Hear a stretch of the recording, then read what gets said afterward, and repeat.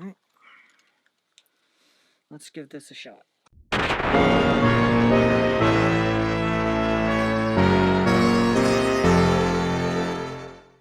Hey there, creatures. It's your ghostess with the mostest, Nikki Strange, and I want to welcome you to the inaugural episode of Horror is Queer.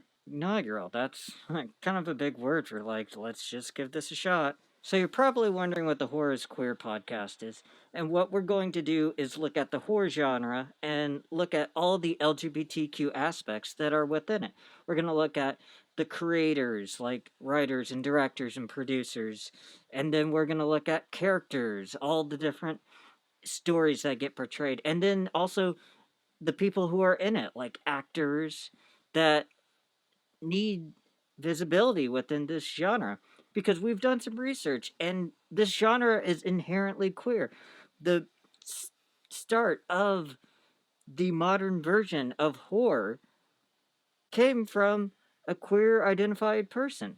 So we're going to explore all these wonderful things. We're going to explore the wonderful people that are involved. And that's how this podcast is going to work. Before we get to our first podcast episode, we got to do some disclaimers. First of all, we got to thank Darklight. They're the ones that put it on. They're the ones who asked me to come do this wonderful adventure. Let's see how this goes. Second disclaimer is that we're going to be using a lot of different terms.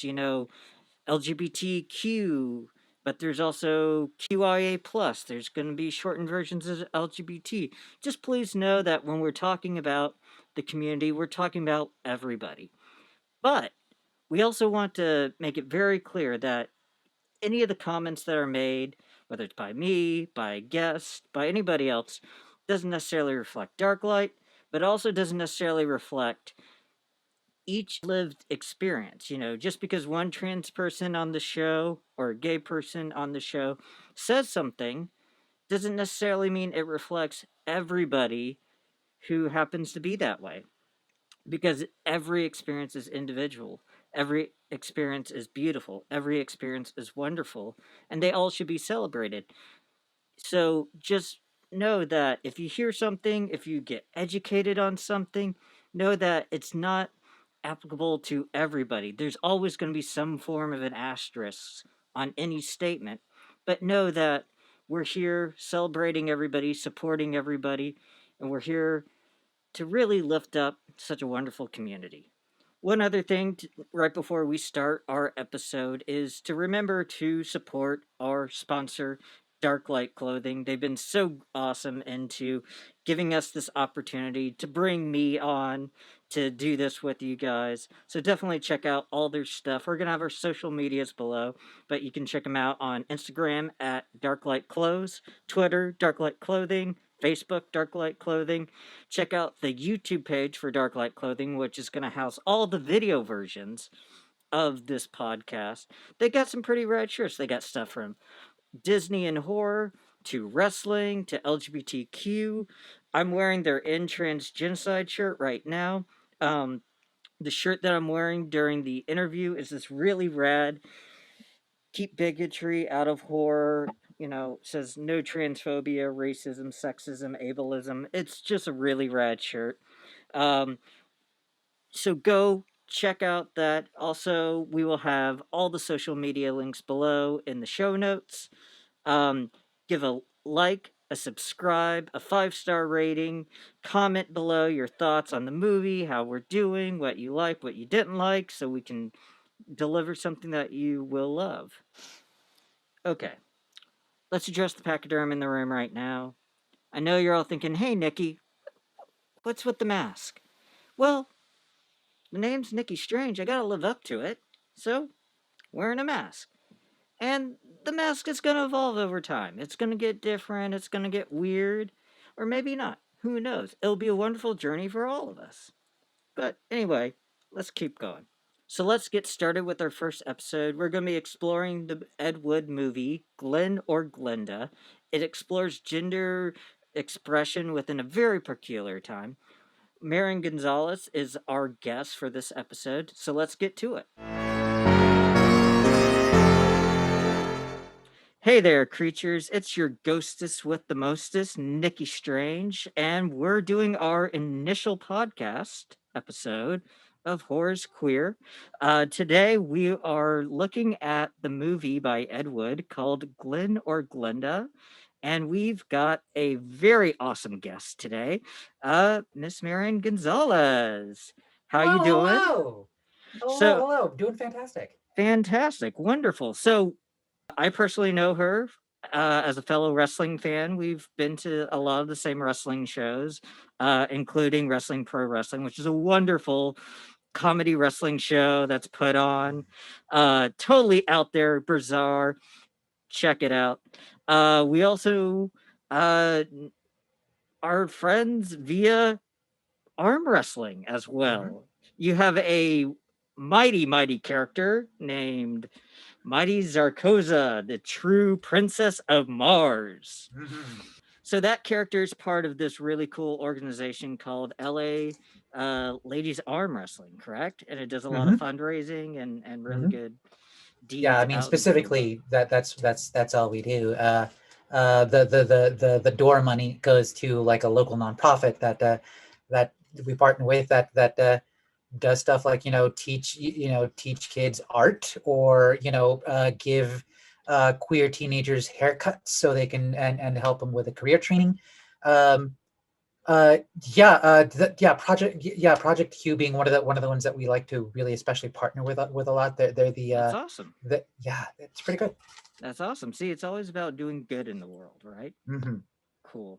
So, and I mean, that's kind of what horror is queer is trying to do, make people aware of how something that is loved by so many is inherently queer. The roots of something is something coming from such a small minority, and hopefully it will bring awareness and education to the whole world that Hmm.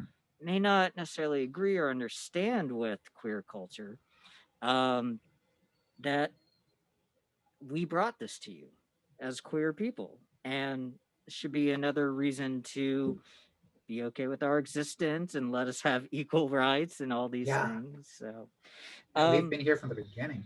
I know, right? Like we've been around forever, but apparently we're not supposed to exist for some reason. So, anyway, so today we're going to talk about a movie that I know that you love a lot. Ed Wood is um, a director that you enjoy very near and dear to your heart. So we're gonna focus on one of his films called Glenn or Glendora. Is originally called I Changed My Sex. Glenn or Glenda. Yeah, Glenn or Glenda. Sorry. Yeah, but it was originally called I Changed My Sex, and then they changed it, and it was released in 1953, which I don't know if you agree with this opinion. That era wasn't the most queer friendly, was it? No, no, no. It was not. The law on the books in Los Angeles at the time, when Ed was making this movie, is that uh, to not I forget the exact phrasing but you could be picked up for cross dressing, and you needed to be wearing at least three articles of clothing that corresponded to the gender that they felt you were.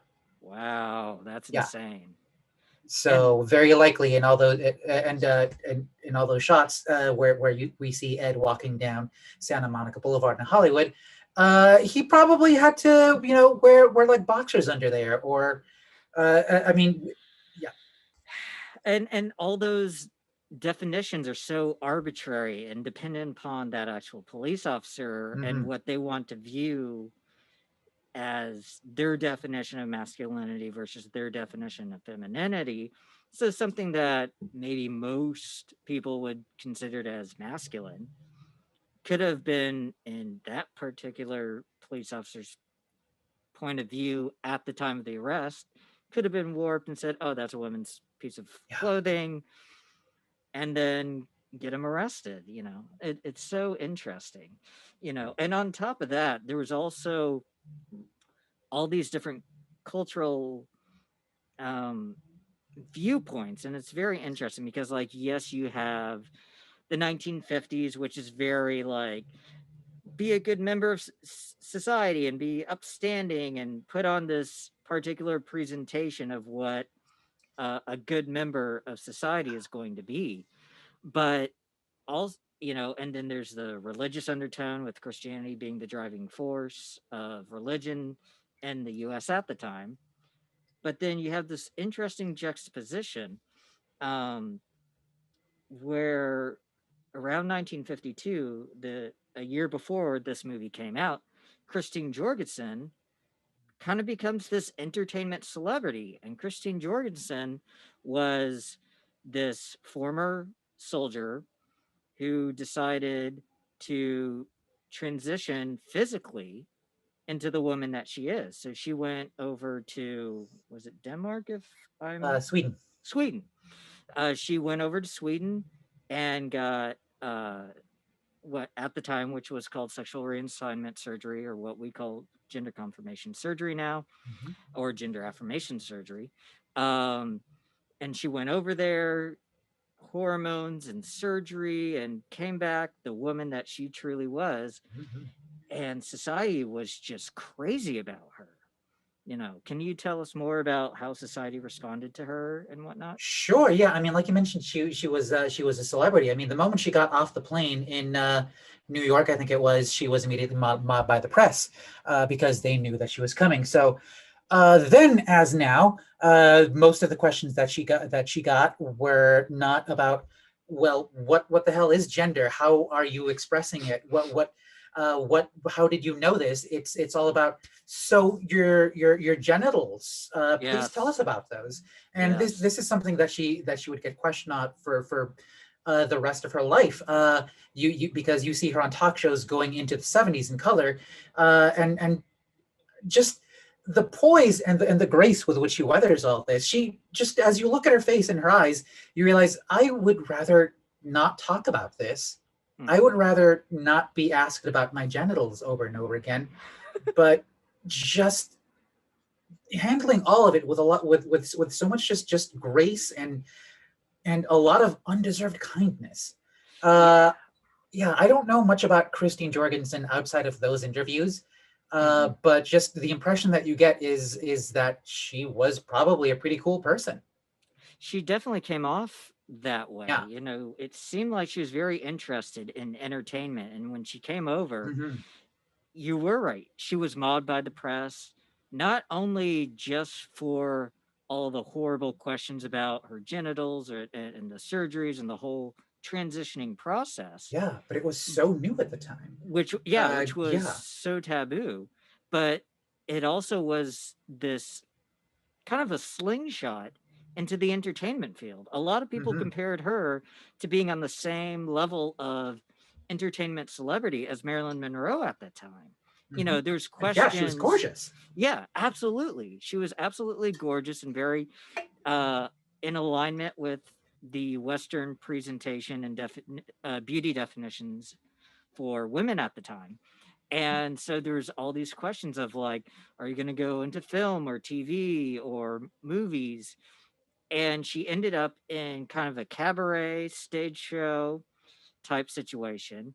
And a lot of people had interest in her. And one of those people was the producer of this movie, George Weiss. um, Ed Weiss, which, fun fact, is that this was the only movie Ed Wood ever did that he wasn't both director and producer. Ed Wise was Hmm. actually a producer. And Ed had a directive from the studio he was working with saying that they wanted a sexual reassignment surgery movie. And so Ed reached out to Christine Jorgensen. She turned it down. So this is the solution he had to that being turned down by Christine. Um, but it was also featuring Dolores Fuller, who Hmm. was Ed Wood's real life girlfriend at the time. And amongst the last movies of Bela Lugosi.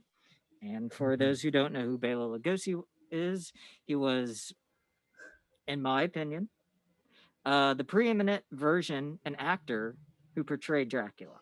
I think his depiction is probably the most widely known and kind of defined the portrayal of that Oh character. yeah, yeah, yeah. So, um, Bela was a good friend of Ed.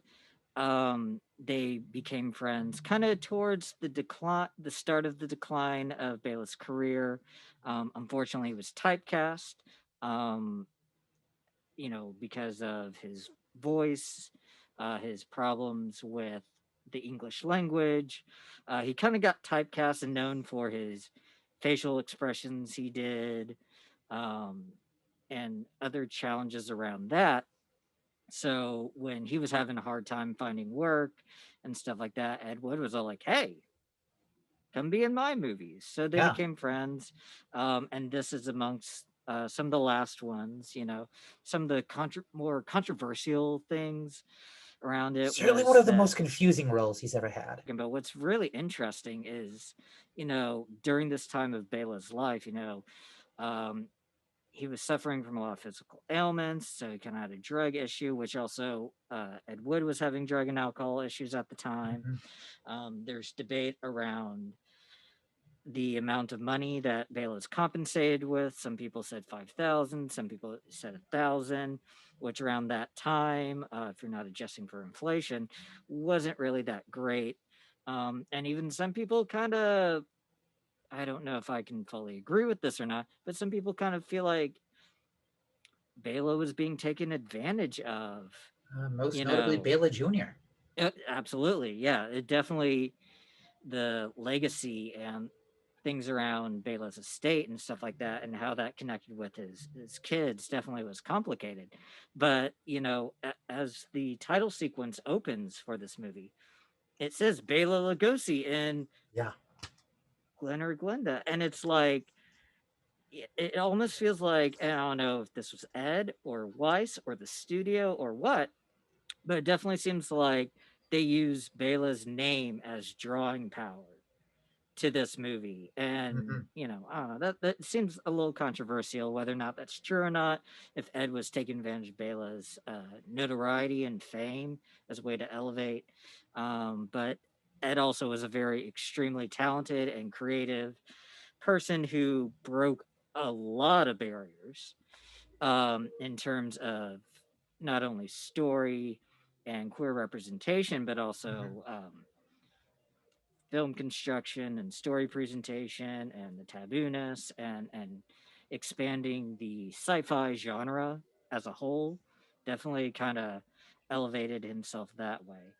Um, so this movie had a pretty decent cast for that time, but it was definitely very controversial, because it was connected with George Weiss, who was known for making sexploitation movies at the time, which was another big barrier at the time.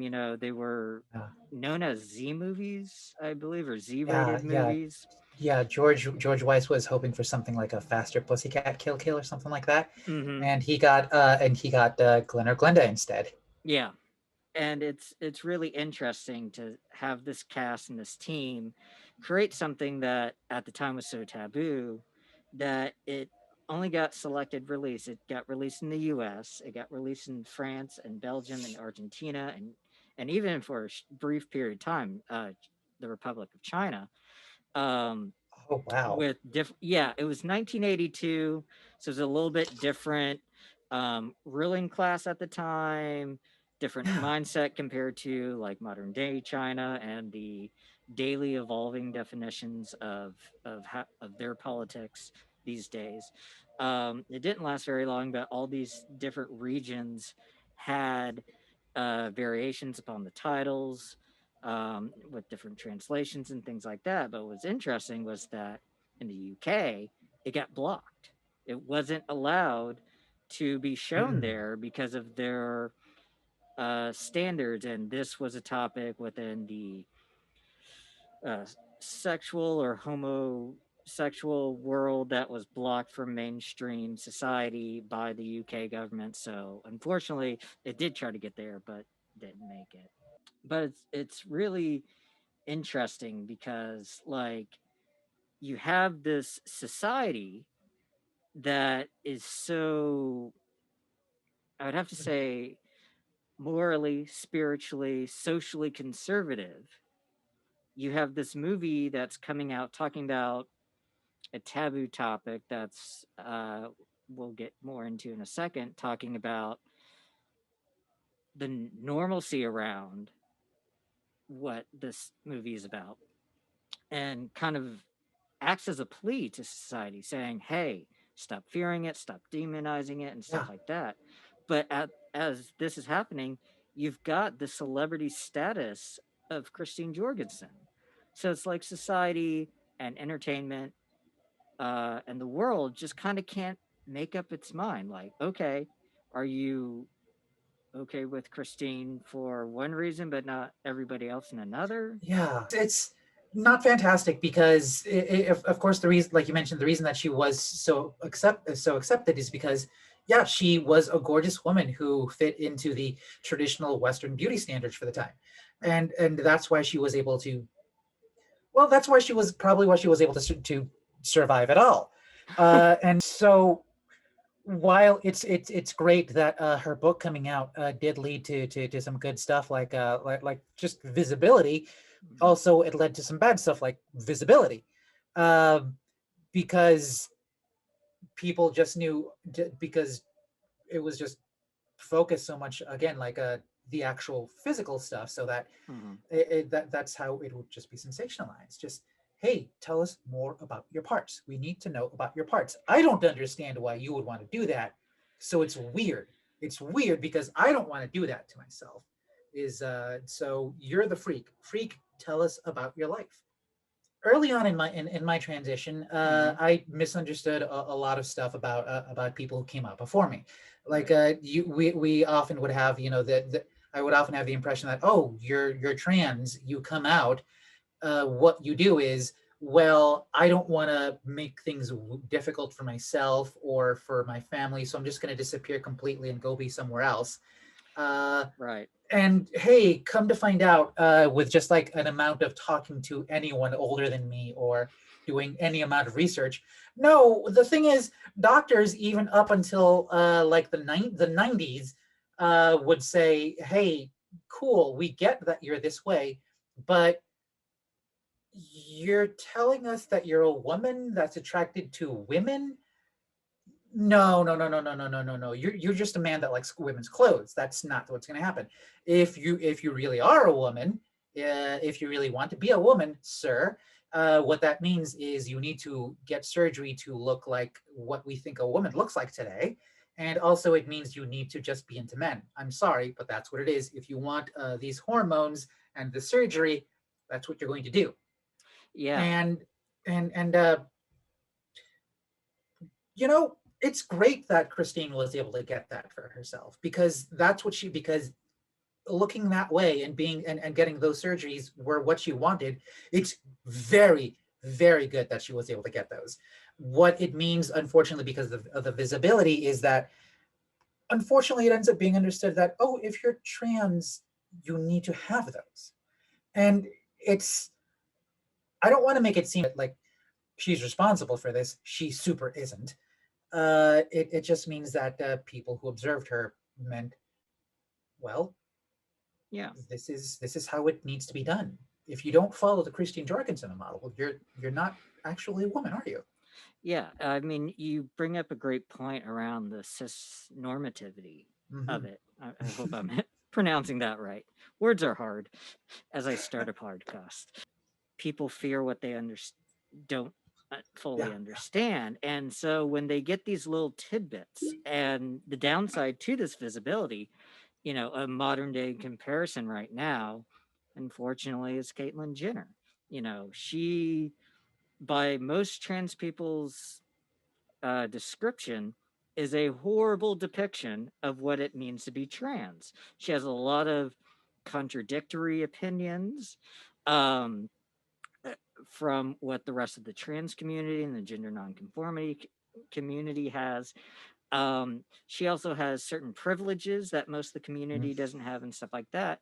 Um, and then she decided, being part of the Kardashian Jenner uh, media empire, she decided to do all of this on a reality show, which most people know is usually edited a lot of Yeah. context or produced for controversy, all to drive ratings and advertising money, blah, blah, blah.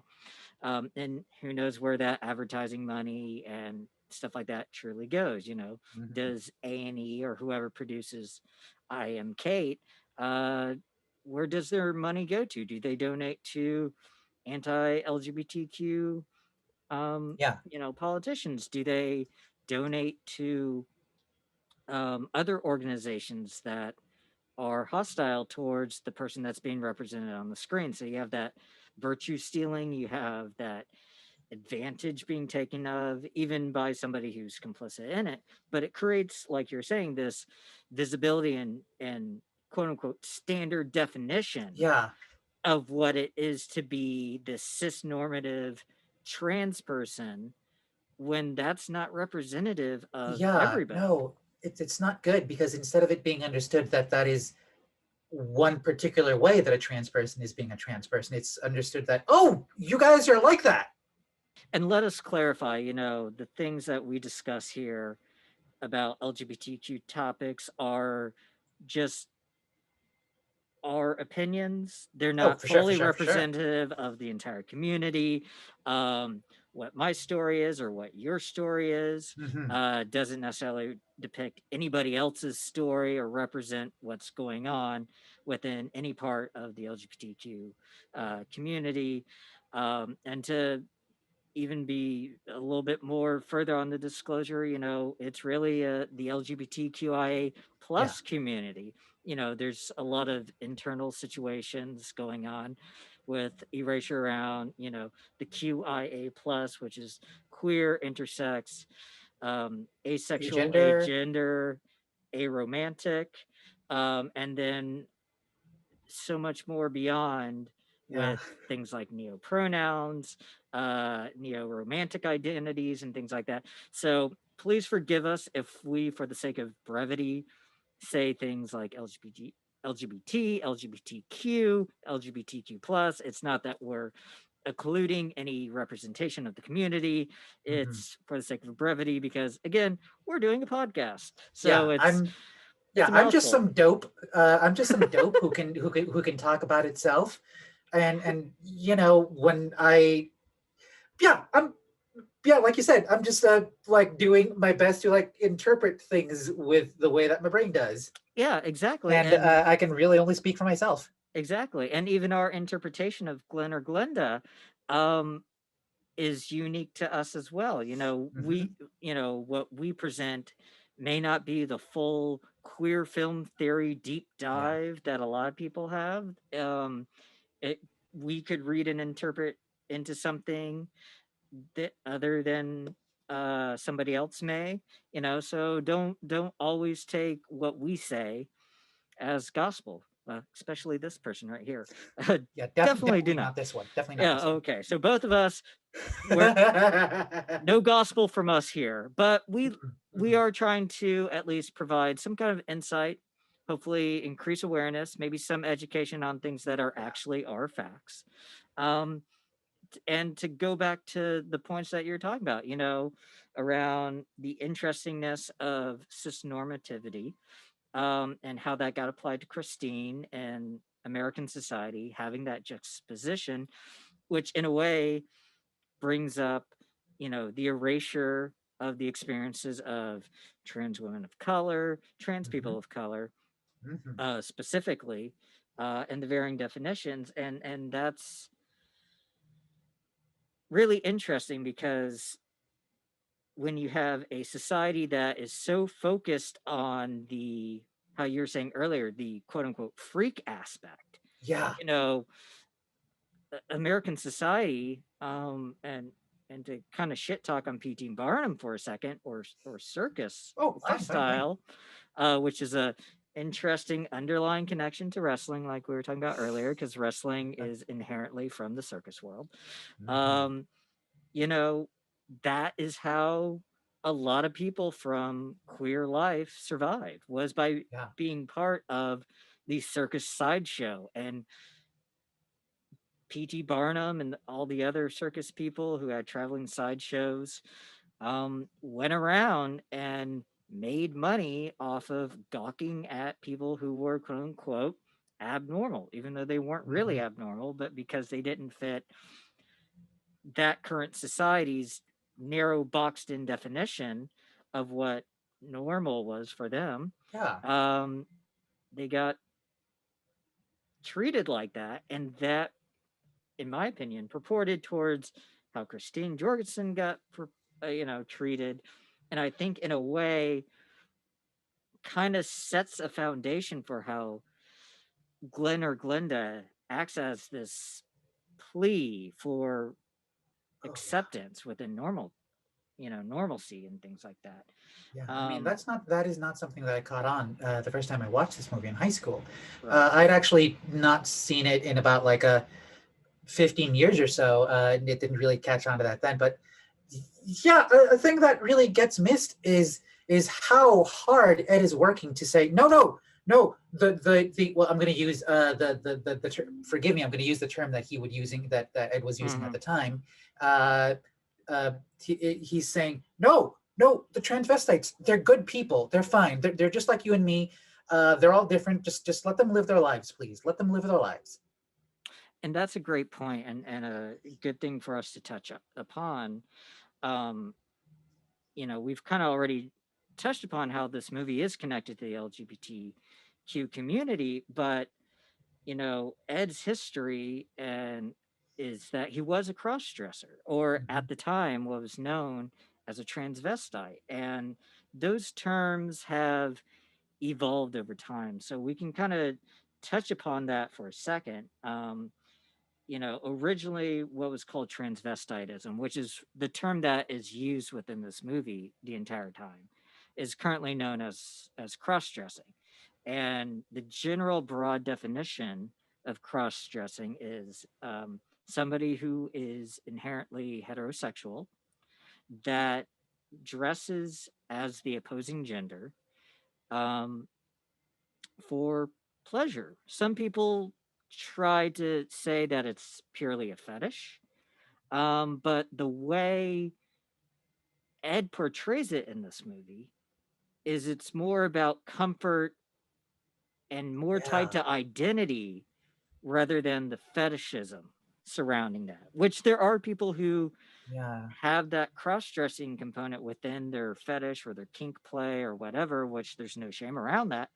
Yeah, But the focus of this movie is definitely tied more to identity politics or presentation politics yeah, more than anything, and it's interesting because the term transvestite got so conflated that at the time it was more encompassing of the entire trans debated if there's an asterisk or there trans community, because eventually evolved into the more commonly used term as transsexual, and then again evolved into the term transgender, which some people, even to this day, still kind of separate transsexual and transgender. This is part of the oh yeah. continuing debate where, like, Yeah, I some mean, people. the Go the ahead. terms transvestite and transsexual, so, were still in heavy use when I was like just exploring what was up with my deal back in like the late '90s.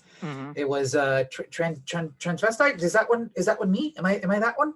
Transsexual? I mean, I don't want, you know, that means surgery, right? Right. Honestly, I do occasionally refer to myself as a transsexual because I can and because I think it's funny. Hey, if you find humor in your existence to help you survive, go Yeah, for it. I mean, jokes are how I survived. I mean, my pronouns are down here, and Yes. I changed them to it, she, like as a joke, and then was like, oh, oh no, this works actually. This is this is actually the real way. Oh, okay, I guess we're doing this now. And let's even This talk is what about that happens. for a second because um, a lot of people who don't conform really relate to cisgender Yeah, identities, which, to for those who aren't educated or aware, cis is Latin for same, trans is Latin for across, so it means same gender Mhm. or same side, and then transgender is across gender or opposing, because Yeah. Latin's not uh, a perfectly equal translation to English, so Yeah, you do have to interpret some.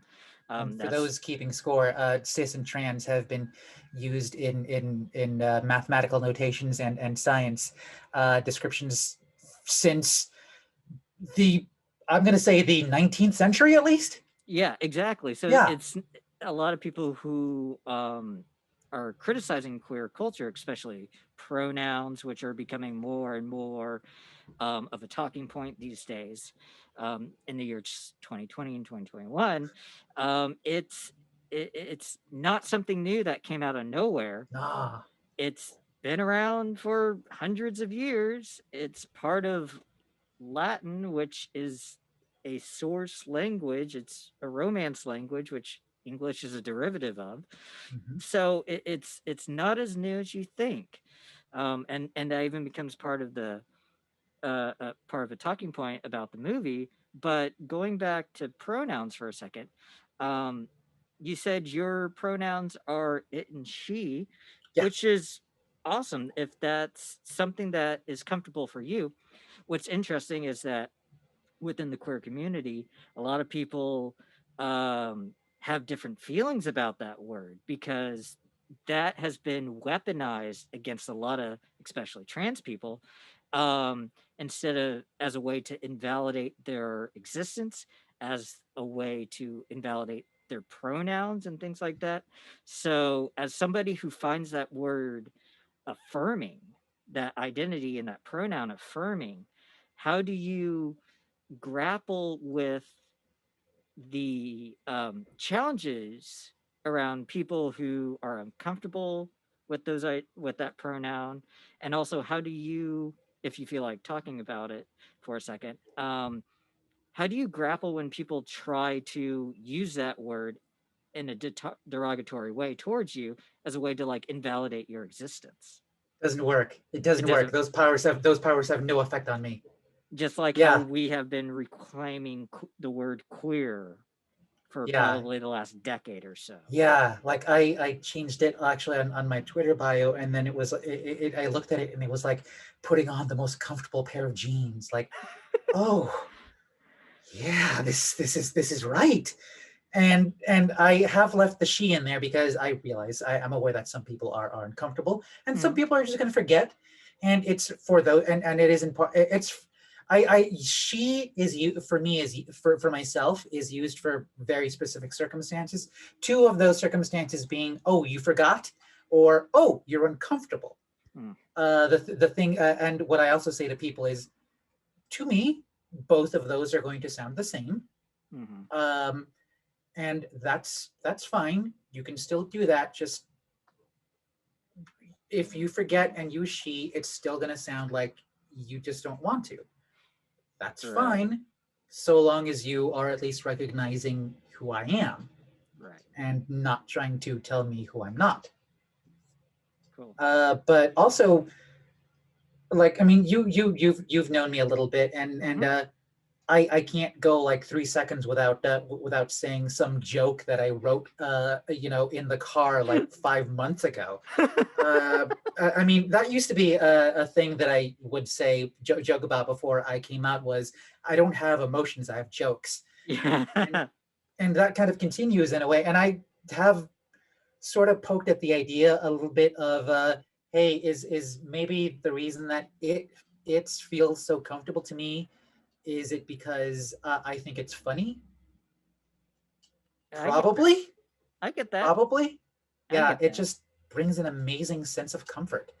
And when I've the if someone were to say, "Hey, look at that it over there. What is it?" And like, uh, "Oh yeah, yeah, there it is. It's right here. Here it is. Mhm. What's up?" Hi. It came from outer space. It came from beneath it came from beneath the sea. It came from beyond the moon. Uh, yeah, it is a tremendous source of liberation for me. The way that it works for me is that if somebody looks at me and goes, "Woman," I'm like, Yes, correct, correct. You're right. Yeah. That's not inaccurate. That's not inaccurate. Right. She, that works. Hmm. Not entirely accurate. It. Yeah. No, Yeah, now we're talking. that's I awesome. mean, yeah, yeah, non-binary is not inaccurate. Gender queer is more accurate. Okay.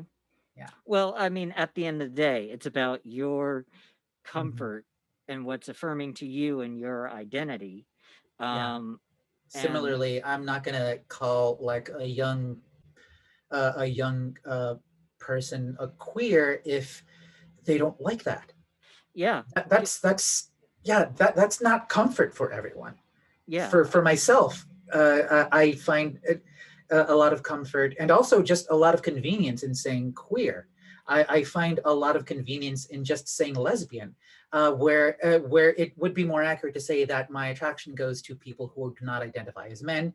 That's kind of clumsy. I like efficiency in my I like efficiency and prettiness in my words, and it just seems more efficient and pretty to say queer. It seems or lesbian or trans.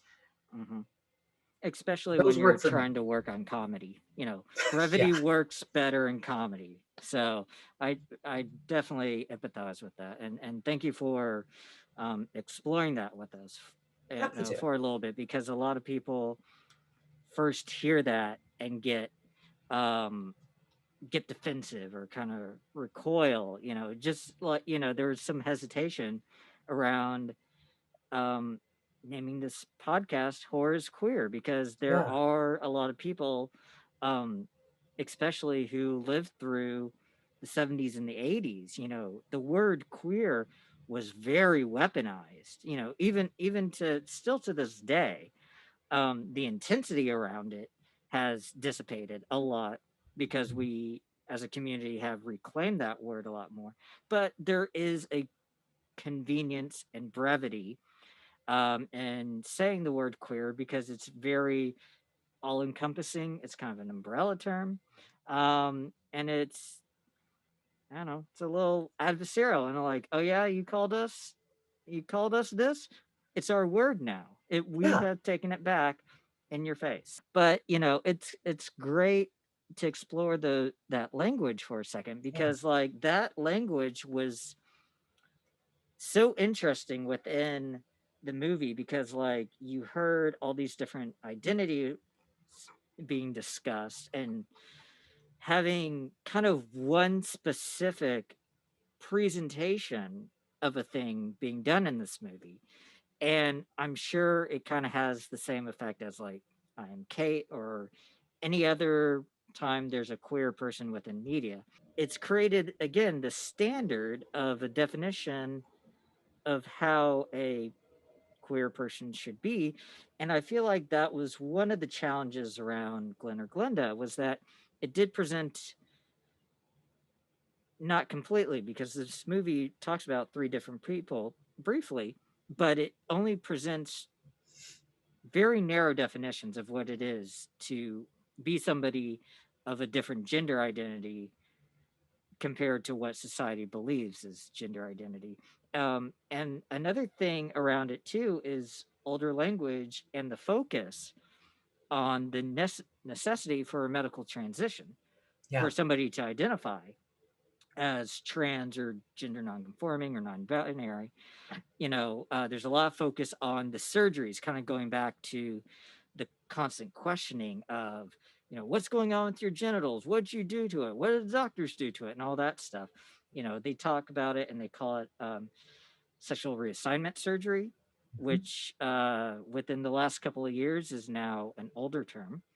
Um, and it talks about thousands of shots of hormones and all this different changes and how the language is presented is very dated at the time compared to yeah, now. And it just, I guess I just wanted to point out how this movie presents um, a change in gender or an evolution into the person that yeah, you truly are isn't fully represented in this movie yeah. because And the it's a problem, singular yeah, instance. and part of the issue at hand was just the way that surgery was presented in media at the time. Uh, the surgery scene with the very stark framing, the close-ups of the hands, the tension in everyone's foreheads, and the dramatic music. That Yes. was just how surgery was depicted in movies and television at the time. Yes. If it was a heart, if it was a open heart, if somebody was having a leg removed, whatever it was, that's just what surgery looked like. And Right. unfortunately, this means that one of the first depictions of a person having that surgery is presented as is remembered as being lurid and spooky and scary and possibly bad, because there's very tense dramatic music. The stock footage the stock footage of the nurses and the surgeons is just, nobody looks happy. Nobody looks happy. Yeah. And and that just goes into like how the rest of the movie is presented, just with even the way that the shots are composed and the way everyone's framed. Ed really was trying to make something, like you mentioned earlier, was really trying to make something that was a plea for tolerance and acceptance and visibility, but he was working for a producer who wanted an exploitation movie. Yep. And also, he's Ed Wood, and oh God, I love Ed. I love him so much. I love his movies, but he has his reputation for a reason. Yes. Yeah, one take Ed. The overuse of stock footage is something that's very common with Ed, and not only Mhm. that, and George Weiss is also guilty of this too, is recycling footage over the Yeah, courses of his movies. So something that he shot for a movie, two movies prior, he'll just go back and try to do it. And partially of that is that he wasn't given a massive budget. Back then, it was $20,000. Adjusted for inflation, around here is about 190 plus $1,000. So with that budget limitation, and that budget limitations was definitely something that Ed had as a challenge throughout his entire career. I mean, even yeah, his novels were all pulp novels, which, for those who are aware, pulp novels were stories and novels that weren't deemed "quote unquote" worthy enough or good enough to be printed on higher quality paper like most books. So they would use the cheapest paper, which was at the time called pulp paper, to print sci-fi and exploitation type material on.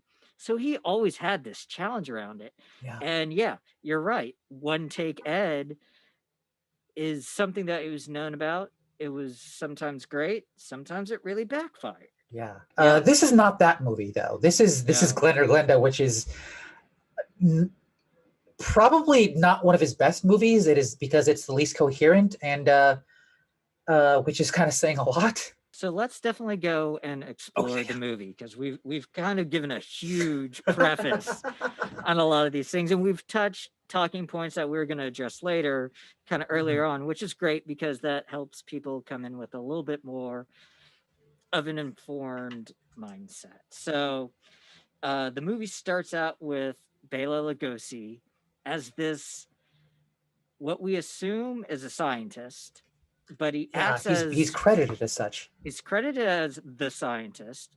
And he also acts as like one of the narrators. Like there's a narrator on Sort top of. of a narrator, which is kind of interesting. And he starts talking about how there's this situation of people who want to be opposing their agenda and like tries to make it very mystical and spooky in a Yeah. very Bela-esque way. He's doing what he's typecast to do. Yeah, I mean, you Here's see him in what I guess is a laboratory or a library. He's yeah. surrounded by skeletons and skulls. It's very dark. There's just kind of a key light on. He's lit like Dracula. Yes. Uh, he's lit like he and in this Grandpa Munster kind of spot. And what and Actually, the first thing we see is that little card at the beginning, telling you that this is. I think it says this is a picture of stark realism. Many of the people are actually experiencing these conditions. Judge not, and then immediately cut to Bela Lugosi as Science Dracula, telling you about identity. Yes, exactly. And so it even starts off with this play and the spookiness around this thing. But he does make the justification right off the bat that queer people have been around forever, which Mhm. is awesome. I feel like that was a great first point of all, like, you're going to think this is taboo. It's not. It's been around forever. So that's a great starting off point. The movie then evolves to talk presenting this first person, um, which in this movie they double name everybody and they treat it Yeah, as two different. And as I was rewatching this recently, it kind of didn't sit right with me. They kept calling them characters, which for me, identity feels better, or at least in my opinion, is like more their true self in a yeah, way, or at least in terms of the depiction of trans people, not necessarily people who cross dress, because maybe it could be a different character, maybe it could be a different identity, maybe it could be just a persona or whatever. It's similar to the conflation between trans people and drag queens. Not all drag queens are trans, and not all trans people are drag queens, and some are both. yeah, But drag is a performance art that does have a character or a persona. It's another entertainment or performance based identity, and it doesn't negate or validate somebody's true gender identity.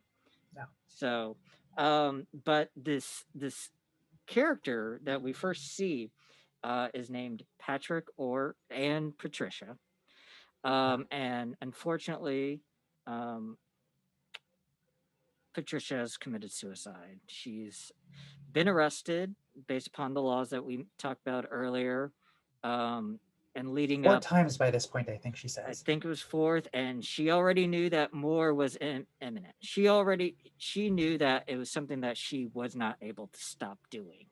Um, be, and she knew that the only way she could handle that is if she ended her life as the identity that she truly is. And unfortunately, that correlates to such a tragic reality for the queer community, Yeah, without going too deep and too heavy of a topic. One of the statistics right now, and I feel like more accurately, it's a lot higher, but the latest study has shown that over 40% of trans youth attempt suicide.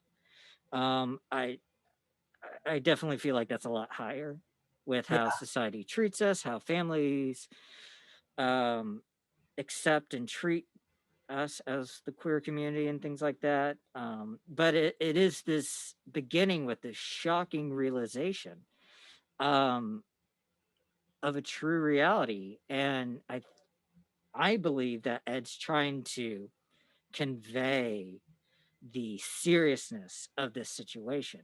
But mhm, I can also see how it can be misconstrued, and why it kind of doesn't sit right with me, because you can see people who don't understand this, who may be opposed to queer culture, are saying, oh, well, that just proves they're sick in the head or they're yeah, mentally ill or whatever, yeah. Look, which these people are miserable. If you transition, you're going to be miserable. You're going to be sad and depressed. Why, look at Patricia. Patricia was sad and depressed, and she committed suicide. Uh, exactly.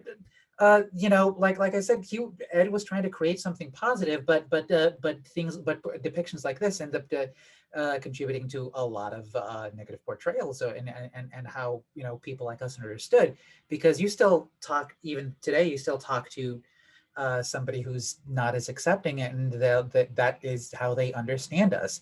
You're Hmm. trans. You must be depressed. Mustn't you? You must be suicidal, mustn't you? I suppose you are. Also, your name is Marion, so I guess you were born Mario? Yeah, Oh, no, yeah. no.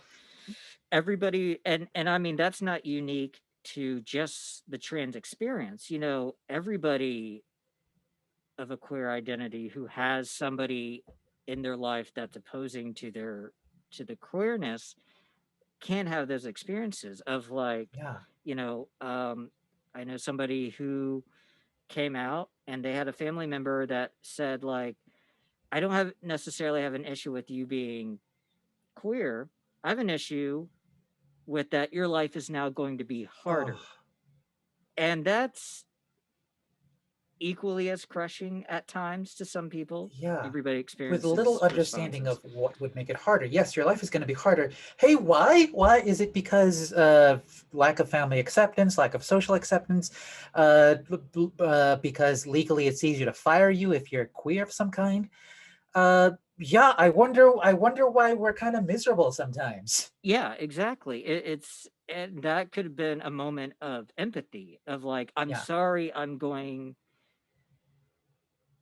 to have to watch you go through a more difficult life, but I'm going to be here and you're going to have my support yeah, the entire way. That's the way to frame it rather than that person going through and hearing, I wish you weren't this way so your life would be more simpler. That just completely invalidates a person, yeah. you know. Because And what we hear when people say that is, I wish you weren't transitioning because it's going to make me sad.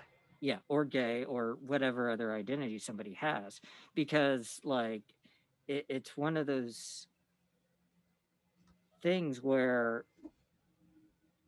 you have to be so mindful of how things are presented in media that can eventually set up these assumptions based off of lack of awareness or education or ignorance on like, okay, just because you are gay or you are trans or you are whatever identity that fits right for you, you're gonna have to have a more difficult life.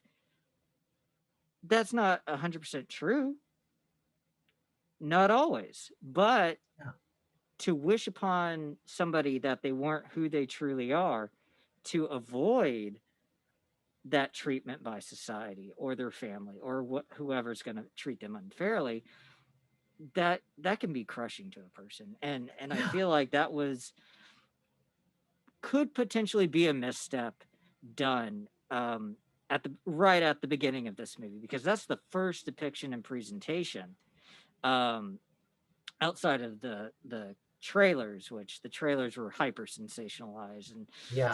And I get, surgery and stuff yeah, like and that I in get big that he was letters. probably going for hey society, and he was probably going for like hey society, look the way that society is. You did this to this person. And so it's and that's a theme that you kind of see throughout this entire movie because you Hmm. know, yes, we have to be mindful that this was made back in 1953. So awareness and sensitivity and of course a lot of the expansion and recognition of how sexuality and identity and romanticism is all a spectrum rather than binary, which is another challenge of this movie. That awareness of things being on a spectrum just wasn't around back then, you Yeah, know. So our first situation is Patricia committing suicide, and it leads to a conversation between the inspector, um, who was at the crime scene, and he comes to talk. His name was Inspector, not Gadget. Should have been Inspector Gadget. I believe it's Inspector Warren. And then he comes and talks with, yes, Inspector Warren, and he comes and talks with Dr. Alton. And Dr. Alton is somebody who is a psychologist who supposedly is an ex or and in this movie acts as an expert yeah. in Is the actual narrator.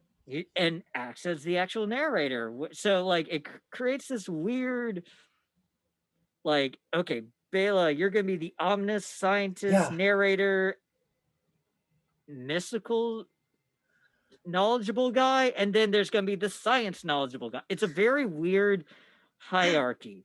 It's almost like, you know, I love Bela, but you really did not need Bela in this movie No, at all.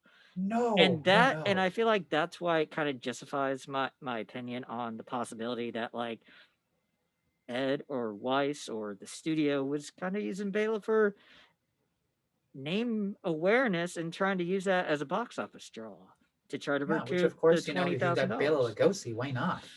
You Uh, slap Bela on yeah, something, you got my attention. I will tell you that. yeah.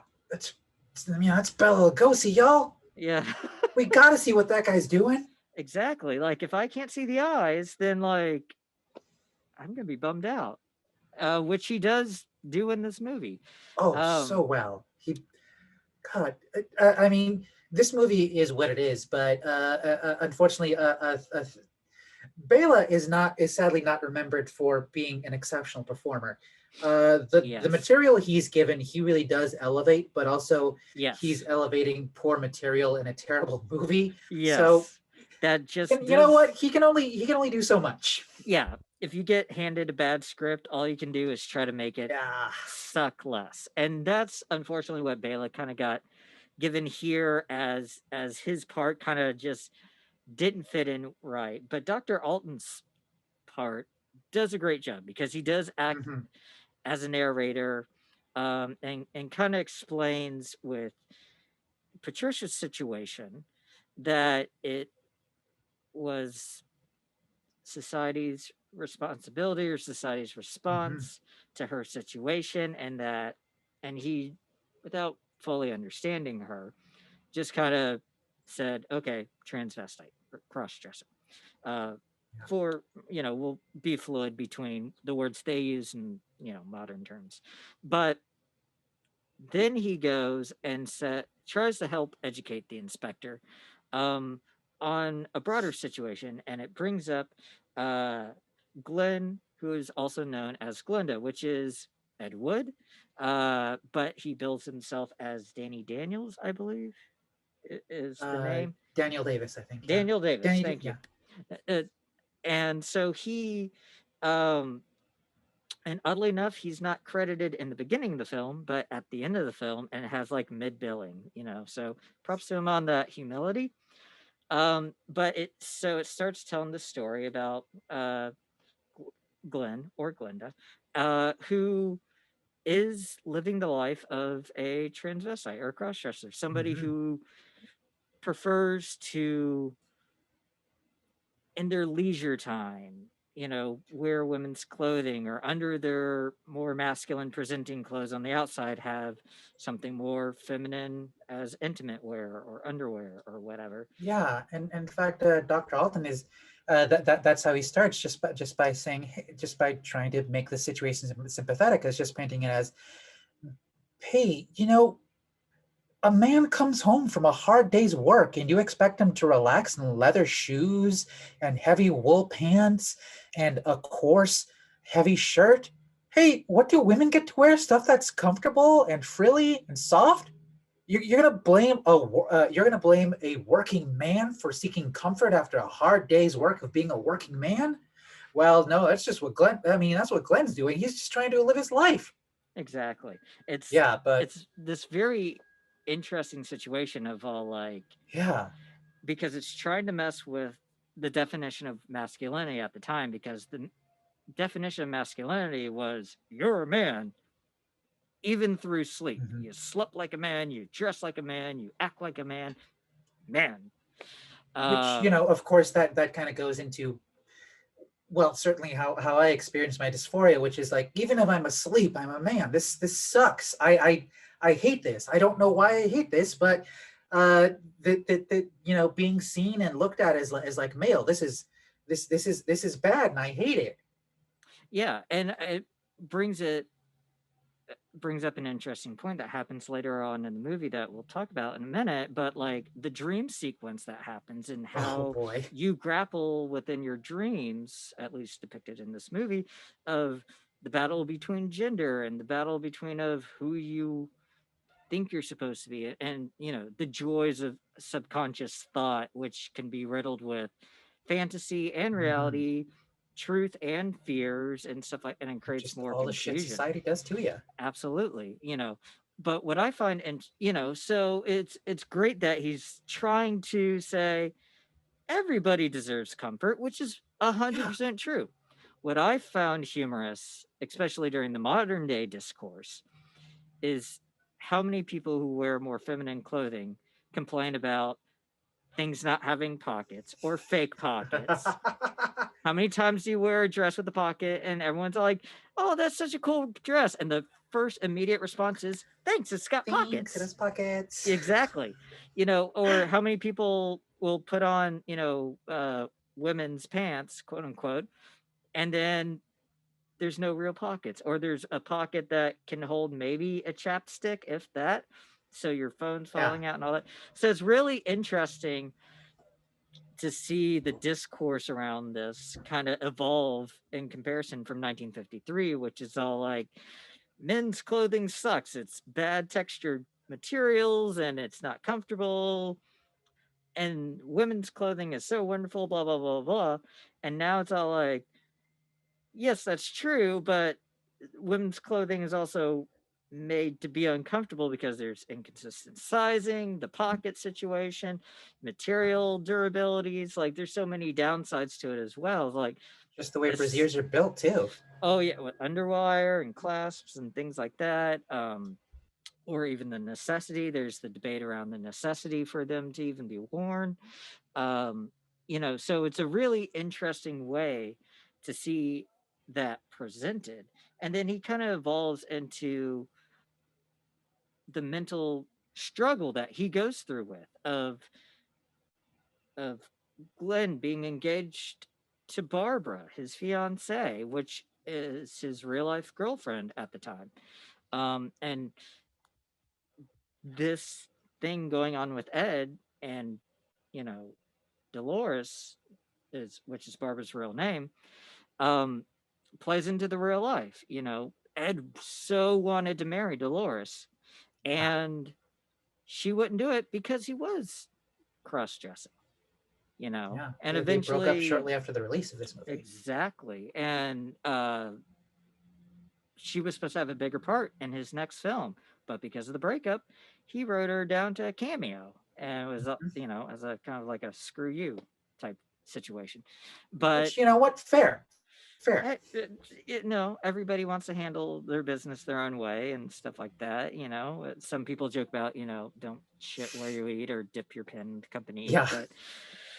but everybody's got varying definitions on that. But it, you know, it continues in the story about his grappling with this of like, this is what I am, this is what I live, this is what I do. And I have this wonderful person in my life that I don't want to lose, but I'm afraid they're not going to be okay with this thing. And that's the big overarching part of the Glenn and Glenda segment of this movie. But dipping in, it shows different aspects, and I don't want to say the minutia, but like the smaller parts of a gender non-conforming person's Yeah. experience. Talks about the mental struggle of it, the acceptance around family, trying to find community. He goes and talks to somebody else who is a transvestite named Johnny, goes in Hmm. and sits with him for a meal. And Johnny, unfortunately, did come out to his wife and lost his Not, yeah, marriage. accidentally he did.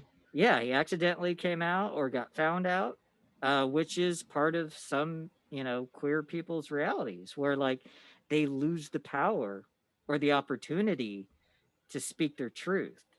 And that's Yeah. always unfortunate and does have,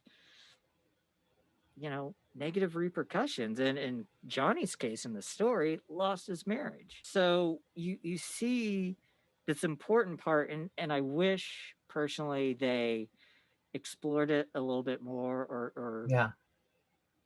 dwelled on the importance of community within the queer community, because unfortunately there's a lot of people who lose their blood family, or friends and things like that, and you end up going on this interesting journey of finding what is commonly known as your chosen family, people who Hmm. you have stuff in common with, usually people who have the same or similar experiences, are queer identified or whatever. Um, and you end up kind of having to replace the people you lost with somebody else who thankfully is empathetic and understanding. And I think that's really important uh, to For the have. blood of the covenant is thicker than the water of the womb. Yes, let's point out that Sorry. no, no, no, it's good to point out the hypocrisy around it. Um, but it's something I wish Ed kind of took another minute, and I don't know necessarily how he would have portrayed it, but I feel like it's really important for everybody to see how important community is, for people who lose people because they just exist. That's essential for survival. Humans are social creatures. They're not meant Yeah, and that scene to is, yeah. be Sorry. so isolated. And it's really important. Go ahead. Yeah, and that scene is also just really sweet. It's just one of the one of the, just this the nicest, just sweetest moments in the movie of just Ed going to get counsel from this older man that he's friends with, who's had some experience, who counsels him through this and says, "Hey, you love this woman, right? You can't spring this on her. This is heavy. People aren't used to this kind of thing." That's really important because it brings up this alternate viewpoint that a lot of people who are so overburdened with so many emotions and thoughts and Mhm. fear is such a big driving force within the queer community in terms of emotions. And to have somebody there and kind of give you an alternate perspective and give you this sense of all Mm. like, okay, we know you are struggling, but you also have to be mindful of the other people. They're going to have Yeah. to adjust, they're going to have to struggle with this. You're going to have to be patient with them. You're going to have to give them space and time to adjust because it's very challenging to have that expectation of a perfect reaction. And very rarely does a perfect reaction happen. It might be more Yeah. common these days as people of our age group are having kids and kids are coming out as queer, and people of our age group are a lot more open minded. But Mhm. people of our age group, or maybe a little younger and definitely older, when they came out to people who were important to them, that was a more rare case than a common case. Yeah. Um, so I felt like that was a really important thing. But I also liked that I don't know if they're necessarily the same age, but there was this elder younger person dynamic, Yeah. and if you kind of look at the history of the queer community these days, in the 50s, elders were there, maybe a bit hard to find. You know, you kind of have that through the 60s, 70s, 80s, and then we have this massive die off, for lack of a Yeah. better phrase, of people in the queer community. So, queer Yeah, I think people there's that within. photo that keeps being shared on social media, keeps being shared on social media, of the gay men's chorus of San Francisco, where that every there's like four of the people are dressed in white, and they are the surviving members who are still alive, and then there's the whole rest of the chorus who was dressed in black to show, hey, a lot of people just didn't make it. That's Yeah, why we don't have elders. That's why we have so few people who are, who we can look to, who we can ask things of. exactly. And it's thrusted a lot of people within our age group Yeah. and a little bit older into this place of eldership that we may not necessarily think that we should have this position yet because of our I'm age, but 42 and I'm a queer elder. This sucks. yeah, right? Like we should be looking to people in their 60s and 70s as Yeah. for guidance and education and understanding of those past experiences. And unfortunately, that's something that's missing because you don't really see that recognition or that acknowledgement that we in our age group have been thrusted forward, but Yeah. also that the youngest generation of queer people don't recognize that there are elders that they should be turning to and listening to and things like that. Yeah. I even saw somewhere on social media some a younger queer person was all like, "Ew, why do we even need to have pride? What's the point of it?" and all that. Like it's obnoxious Oh. or something like that. And it was just all like, "Oh, you poor unaware thing, you have zero idea about queer history. You don't understand the foundation." It's similar to the same challenge we have community wide right now, where we're, especially this year, and a bit last year, where we're grappling with people whitewashing or cis gay washing Stonewall.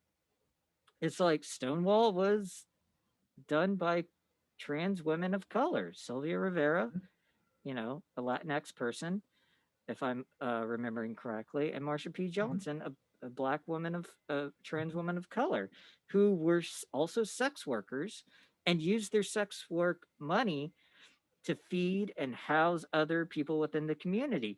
Yeah, they And founded Star. yeah, they founded Star. There were things before Stonewall, like Compton's. Mhm. That there's so many There's different a things Black that. Cat out here in downtown. Yes, exactly. So there's so many. By the way, we're LA based in this conversation. Just for people who are listening elsewhere may not be aware. Um, so it's all these things that are missing. So in in the movie, to have this, even if they're the same age, this elder, child dynamic or conversation, I felt like was really important. I wish there was Yeah. just a few more moments of it or a little bit more importance laid onto it. But as the movie moves forward, um, it becomes kind of what we were just talking about a minute ago about the dream sequence, about the Yeah. dreams and the grappling of the internal struggle and conflict. Um, I personally kind of saw it as like a representation of what internalized transphobia may feel like, Oh, for sure. for a lot of people. But he goes through this thing where, like, every time he's living as Glinda, he's not enough. Fill in the blank. He's not strong enough when the No. tree falls on her. He's not man enough to take care of her. When she presents as a woman, she makes fun of her. And then he even goes and tries to tear off the exact same clothes that he's wearing. And she just recovers and laughs in his face or Yeah. whatever. And it shows the other side of it, to where he goes and marries her presenting as Glenn, but he knows that he still has his internal strife, and it gets depicted as he and her are standing in front of the priest.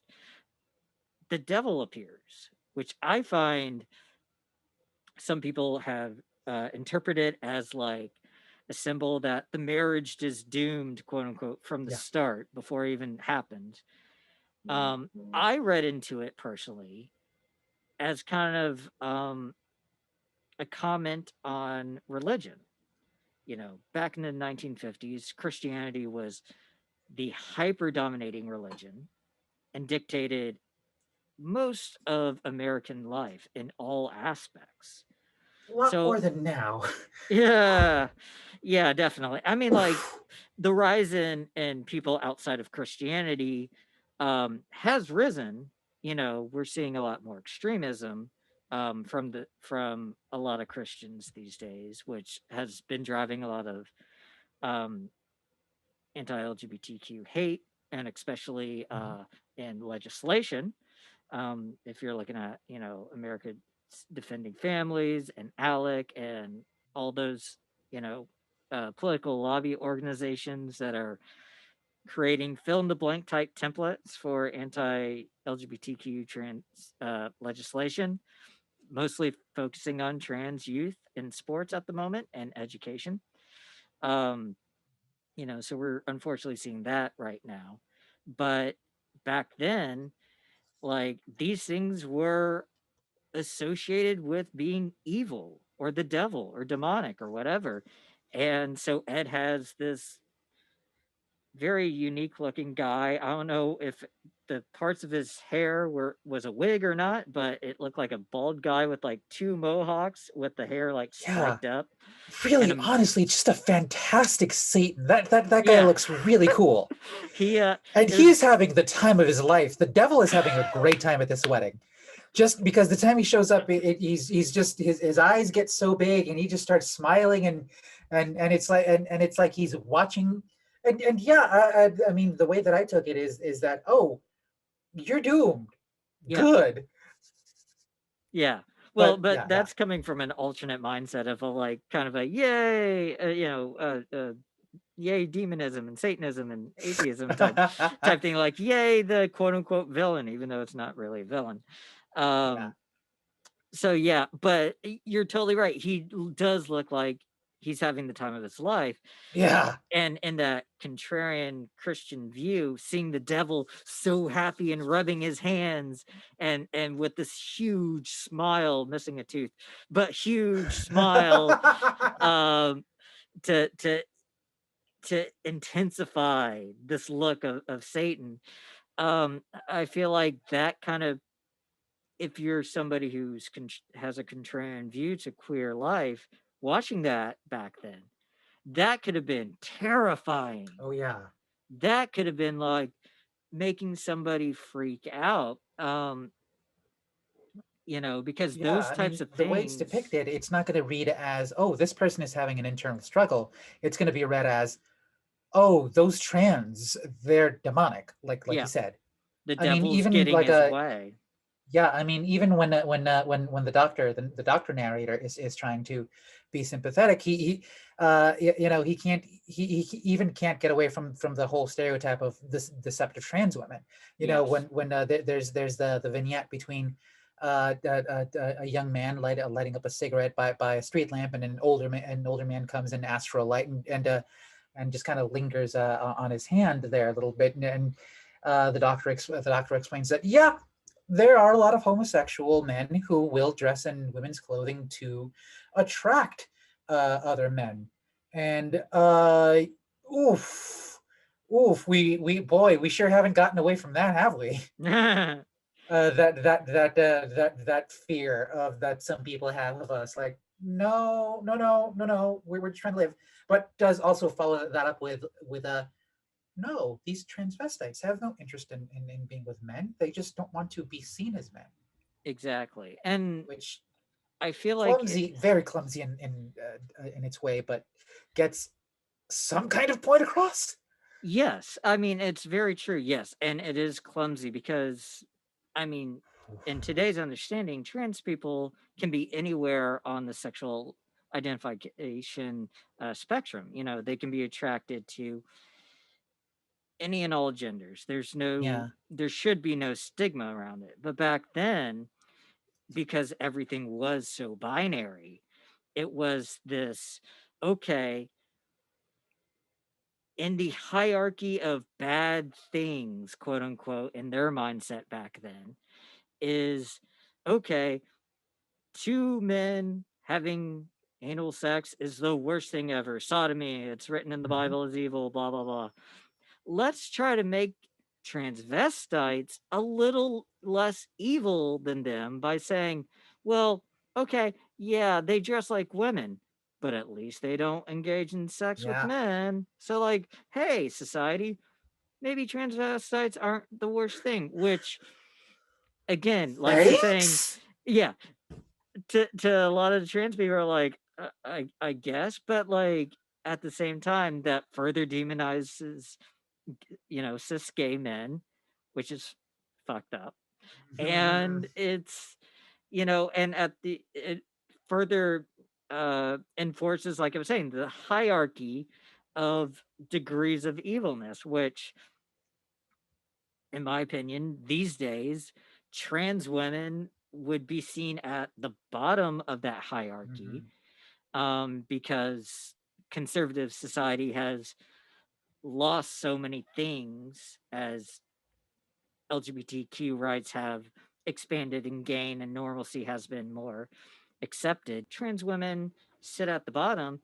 And then even below that, for some reason, trans women of color and Yeah. trans people and gender binary, non-conforming and non-binary people of color, anybody of color within a minority is always, unfortunately, lower in that hierarchy and treated worse by society. Ooh, yeah, you're And telling me. it's is and it's so horrible that we see a very early version of this in Glen or Glenda of like, Yeah. okay, for the battle of not being the worst thing on the planet at the time, like cool, you're giving some like props or credit to people who are messing more with gender identity than sexual orientation, but it really shouldn't be a hierarchy. Everybody should be on the No. same plane. Everybody should be treated the same and accepted the same and loved the same. And the fact that this is there show kind of gives you this education, kind of going back to how we are talking about, the younger generation struggling to recognize history and embrace their elders. Like, here's a great way for people to see like how long these types of challenges, even within our community, kind of this infighting Yeah. or battle over acceptance and assimilation and classification as a method to survive in society Yeah. is battled over, even going as far back as, at least in this movie, 1953, but I'm sure existed far, far before then. So yeah, it's a very interesting scene to have that occur, but Dr. Alton is all like, "Oh, please show some empathy and respect to Yeah. these people who are quote unquote trying not to trick you," because that's the big fear that is being portrayed in current society right now, are the Yeah. the fear of these quote unquote men trying to present as women to sneak into sex segregated spaces for women and take advantage of them or something like that. And it's just so heartbreaking that it's to see that over 70 years, we're 2 years shy of this movie, but 70 years of the exact same discourse still occurring. Yeah. Totally heartbreaking. Yeah, I mean, 70 years later, one thing that I am delighted to see that still is going on is you see Glenn, early experimentation with women's clothing is, hey, when does he do it? Halloween. Well, that's I'm glad some traditions are still alive. I mean, Exactly. we don't see Glinda do dress go spinny, but I'm sure that was probably happening in between takes. you know, we recently became aware of a wrestler who came out as, I believe, gender non-conforming or non-binary.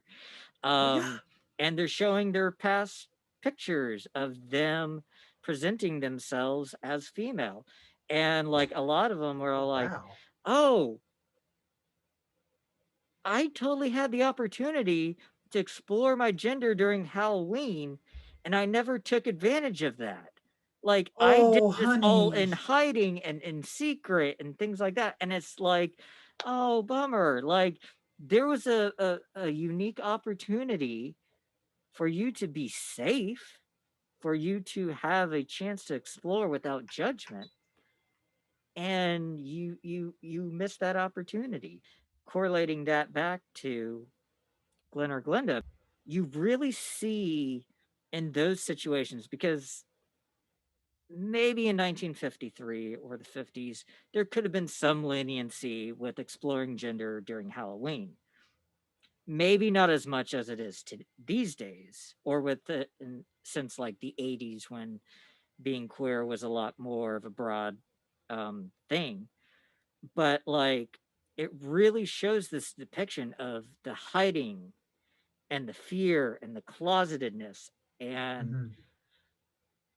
how everything, your entire stability of life is on the line surrounding your existence, not poor choices in career or other life situation and all that, but just because you exist, your entire Yeah. existence is online. And unfortunately, that's still very relevant to today. You made a very great point about how people can lose their jobs just for being queer.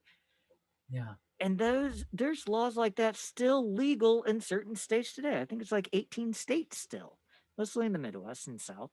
But like, and which further proves the reason why we need the Equality Act or HR Uh, 1 passed. I mean, But how many states is the trans panic defense valid in? oh, Too many of them? too many. Obviously, I think it's closer to More like than zero? more than zero. I think it's like somewhere between 7 and 10, if I'm remembering Hmm. correctly. But what we have seen this year alone, it's the beginning of June. So far, 34 states have either passed or have active legislation surrounding trans youth in sports and talking about bathrooms and locker rooms and things like that. Some states has gone as crazy. I can't believe I'm saying this.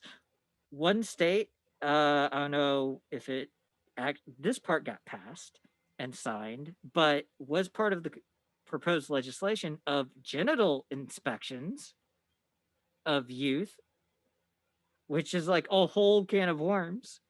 Yeah, I think that was Kentucky. In Florida. Oh, Florida was and the main Florida. Oh, cool. Two Florida of was them. the More main than one more than around one of that. them. I wouldn't be surprised if Kentucky was that way, Oh but no, Kentucky was the one with the signage. Oof. yes, and Tennessee. Tennessee has the signage, but there's other ones like Texas and I believe Oklahoma that has laws surrounding whether or not you can even access a doctor for trans care for your kids. And then one of them makes you a felon for even trying and could Yeah, have your child taken away because you're a parent of a trans kid and want to help them be happy and live. like even something as benign as hormone blockers, Yeah. you just can't have. And look, I like the way that my face looks, but I would the idea that I could have had not had a male puberty, that would have been great. Yeah. That's the idea that there could be, little kids out there who could not have to go and live their lives and feel like their body's betraying them. Oh, God, That that is that is such a some that's a world spot I on want. phrase. That is such a spot on phrase. Have your body betray you. Yeah. That is such a spot on phrase for so many people. And you're absolutely right because puberty is hard for everyone on the planet. Yeah. Cis, trans, non binary, whatever identity you're on the gender spectrum, puberty is traumatic. Now take that and amp it up as a trans person. That's gotta be crushing. I'm sure that was crushing for you. Yeah. I You mean, like know, two puberties, and I didn't get to be a teenager once. I mean, that's definitely a unique thing for trans people too. Is this second puberty? Like, okay, I've went through one puberty once. Now I have to go through another one again. All right, all right. Hey guys, welcome. I'm gonna do a speed run of adolescence here. Just hang on real quick.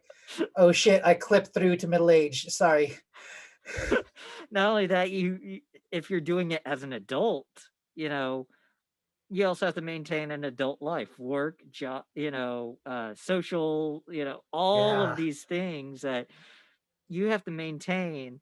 Like, okay, yeah, you had to be in school, but school kind of like, in a way, accommodated to puberty, where like being an adult and then going through a second puberty while having to maintain that lifestyle or the requirements within capitalism is like, nobody should wish that upon anybody and No, have no, no, some no, no. empathy around that, and then the mental aspect, kind of going back to what, Glenda is experiencing in this movie as this dream sequence happens, and it's really interesting to see that whole sequence go through. And what's kind of odd, and I try to do some research, and maybe I should have done more, but Bela chimes in during this dream sequence, and probably the only time Bela fits in to this story is he chimes in with this really weird childhood poem talking about a dragon eating Beware, snails and beware the big green dragon that sits on your doorstep. He eats little boys, puppy dog tails, and big fat snails. Pull the string, dance to that which one was created for. very good. Bravo, bravo. I love yeah I love Bella. See, now I appreciate that you love it. It was just so weird for me personally Mhm. because it's like, There's no need for that. yeah, oh, obviously there's no need for that. Maybe in Ed's mind, that was like a pivotal story that kind of contradicted his masculinity or something. Maybe he just wanted his friend to get work. Maybe, you know, Yeah, who I knows? don't believe he was getting paid by the word, but maybe it was a SAG-AFTRA union qualifier type thing. But it's it's really interesting to hear these words, and I'm sitting there hearing these words. I'm all like, such a weird poem. Like Green Mhm. Dragon, maybe that's depicting jealousy, but like an eating boy. So like the boy being jealous of a girl, but like eating snails and puppy dog tails, like that just goes over my head. Oh But yeah, I don't think they. I don't know what the age difference is between you and I, but that used to be like a nursery rhyme you'd get all the time. You know, like oh, okay, what? yeah, Yeah, what are little girls made out of? Well, little girls are made of sugar and spice and everything nice, and little I've heard boys are that. made of snips and snails and puppy dog tails. Okay, yes, that is a little bit before my time. The sugar and spice and everything nice was like Powder Puff Girls for me, Oh yeah, or Powerpuff, not Powder Puff, Powerpuff Girls. Um, so thank you for providing that context for me. But I think what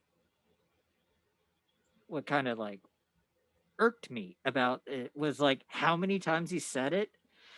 Like it went on for like a couple of minutes of him just yeah. repeating it and over and it's all like, okay, Ed, I'm getting it. I get demonic, scary, evil, terrorizing mental aspect. And in a way, I can appreciate like the display of the incessantness of it because I'm sure Mhm.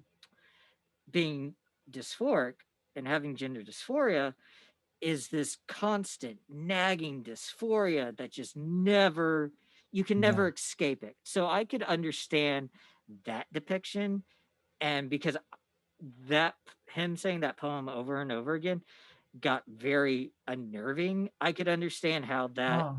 is an unnerving experience. So I can understand that correlation. But from like a movie viewer standpoint, I was just like, Oh yeah. okay, can we move on from this? Or at least like can you say it like half as many times as you had or something? Um so it's a very interesting thing because he's being tormented in the stream.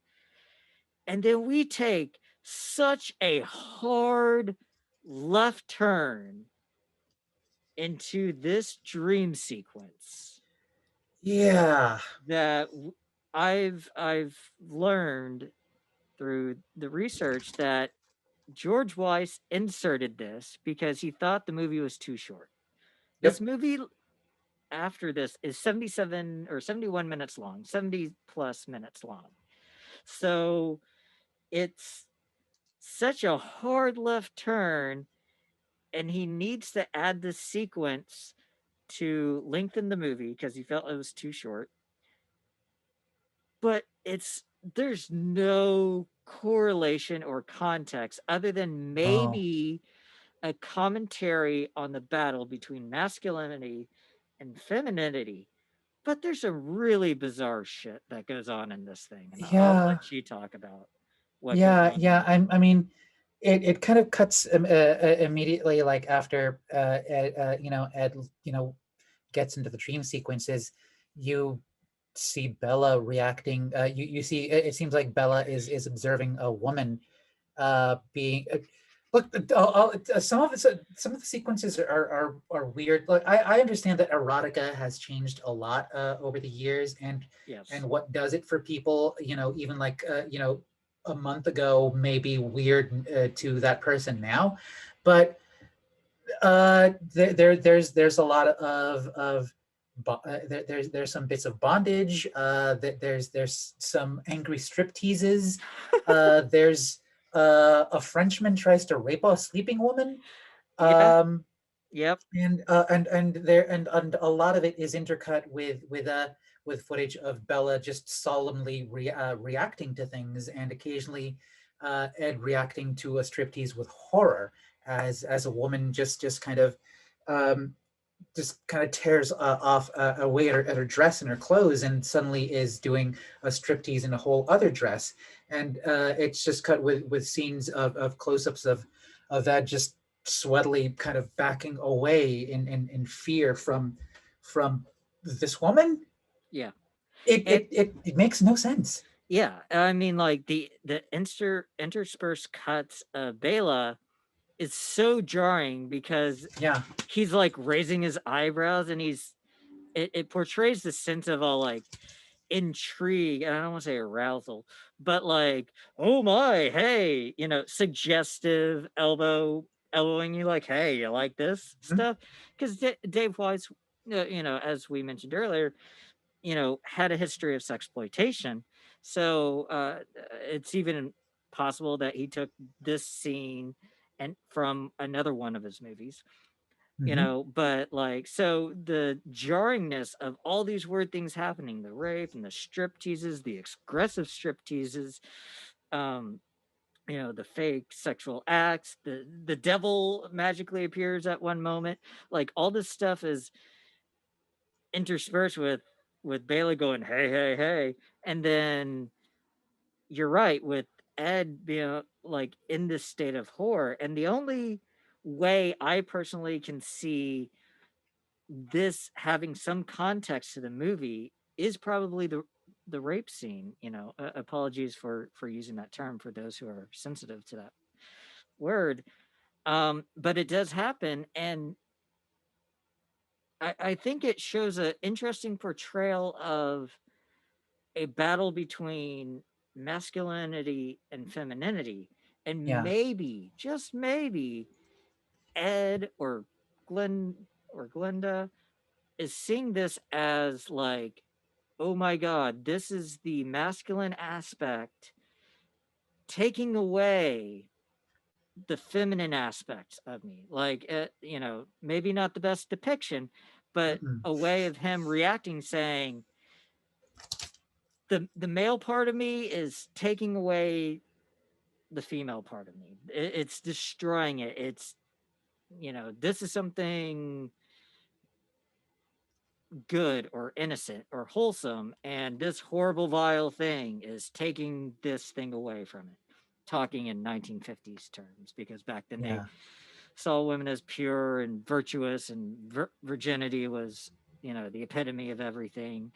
um so it's really an odd scene. Yeah. And other than like, if I didn't research it and know that it was purely put in just to lengthen the movie, like, because I remember the first time watching it, it was, long ago, and just sitting there going, what the F is this? And like, sitting there going, is this what it's like to feel like on acid? Because, I never done acid, still haven't, but like, it's all like, is this what's going on? I feel very weird and out of place by watching this. What is going on here? And it wasn't until I did a rewatch and research and preparation for this episode, I'm just like, oh, at least I have some context. I at least have some Yeah. understanding. But it's so bizarre and so weird. Um, Yeah, and it's preceded by I forget exactly the order of how things go, and because this movie sure does experience with linear time. oh Um, yeah. yeah, there's another bit with stock footage where you just see close-ups of people's faces as they say things like, "Well, if the creator had meant us to fly, he would have given us wings." Well, if the creator had meant us to roll around the countryside, he'd given us wheels. And that's where the doctor comes in with it was, but we fly. We were not born with wings, we were not born with wheels, but in the modern world today, it's an accepted fact that we must have them. So we have corrected that which nature has not given us. Strangely enough, nature has given us all these things. We just have to learn to put all these elements together for our use. And yet, the world is shocked by a sex change. And again, it goes into the weird thing of no, no, trust us. These people are fine. They're good. They're good people. And again, there's another bit with stock footage right after it where two factory workers are talking about. They're talking about Christine Jorgensen, though they don't mention her by name. Like, hey, did you hear? Hey, pal. Hey, Joe, did you hear this? Yeah, Jack, that sure is something. Hey, Joe, maybe we should be a little more lenient. Maybe society should change. Well, I don't know about that. Well, I guess we'll see you tomorrow. And then his pal, and instead, you hear, a cis woman's voice respond for him. Well, yes, I'll see you tomorrow. Okay. And you're right. There is complete weird play with linear time because everything you just described is like again another hard left turn right back into the dream sequence that has a lot of this information and the Yeah. doctor, so it's just like this. Yeah, look, I've watched this movie like five times over the last 3 days, Oh and part wow. of and each time, well, I wanted to come in fresh, and I tend to hyper fixate on things, Well, thank you. but also just every time I watched it, it was wait, no, hang on, this earlier in the movie before? What did I remember this weird? I've seen two different versions of it. A couple. The one I started with was a colorized version, which just wasn't great. That's what that Mm, I yeah I was sent a link to that one, yeah. and the other one was I just thought, well, hey, YouTube, I bet you have the one that's in black and white. Yep. And in fact, I found a ripped version from when Rhino Records put it out, Oh which wow. great. Yeah. Yeah. Oh God, yeah. That was a whole. Those 25th anniversary videos were great. Yeah, Plan 9 and Glen or Glenda were two that I had in the 90s, and they opened with just the trailers for the movie, which were, yeah, those were something. Yeah, definitely. And at the time of this recording, both Glen or Glenda and Plan 9 from Outer Space are both ripped on YouTube, so you can try to Mhm. go track it down for free. Um, the politics aside around, paying artists for their work and things like that. Yeah. Um, but yeah, you're right. These versions are at least for the Glen or Glenda one, like that. At least I personally watched on YouTube.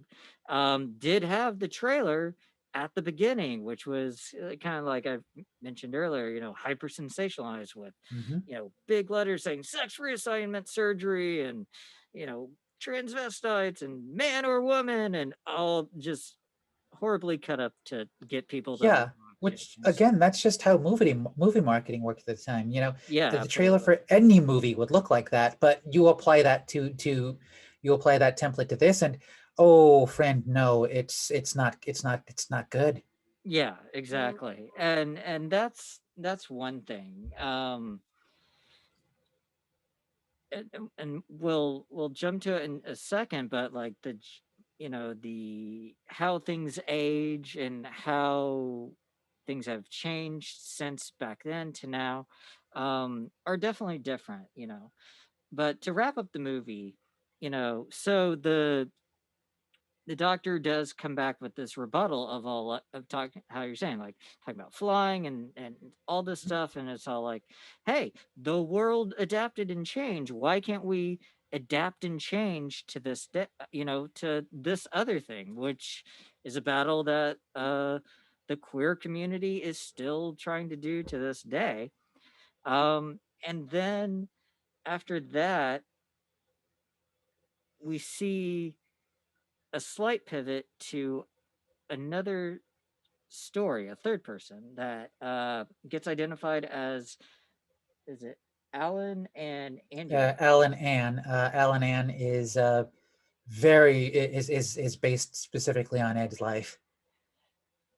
Or is it? I thought this one Oh yeah, was. yeah. Alan Ann, it was the veteran. Ed did serve as a Marine, Oh, okay. and was said to have parachuted into the Battle of Tarawa, wearing women's undergarments under his uniform. Oh, okay.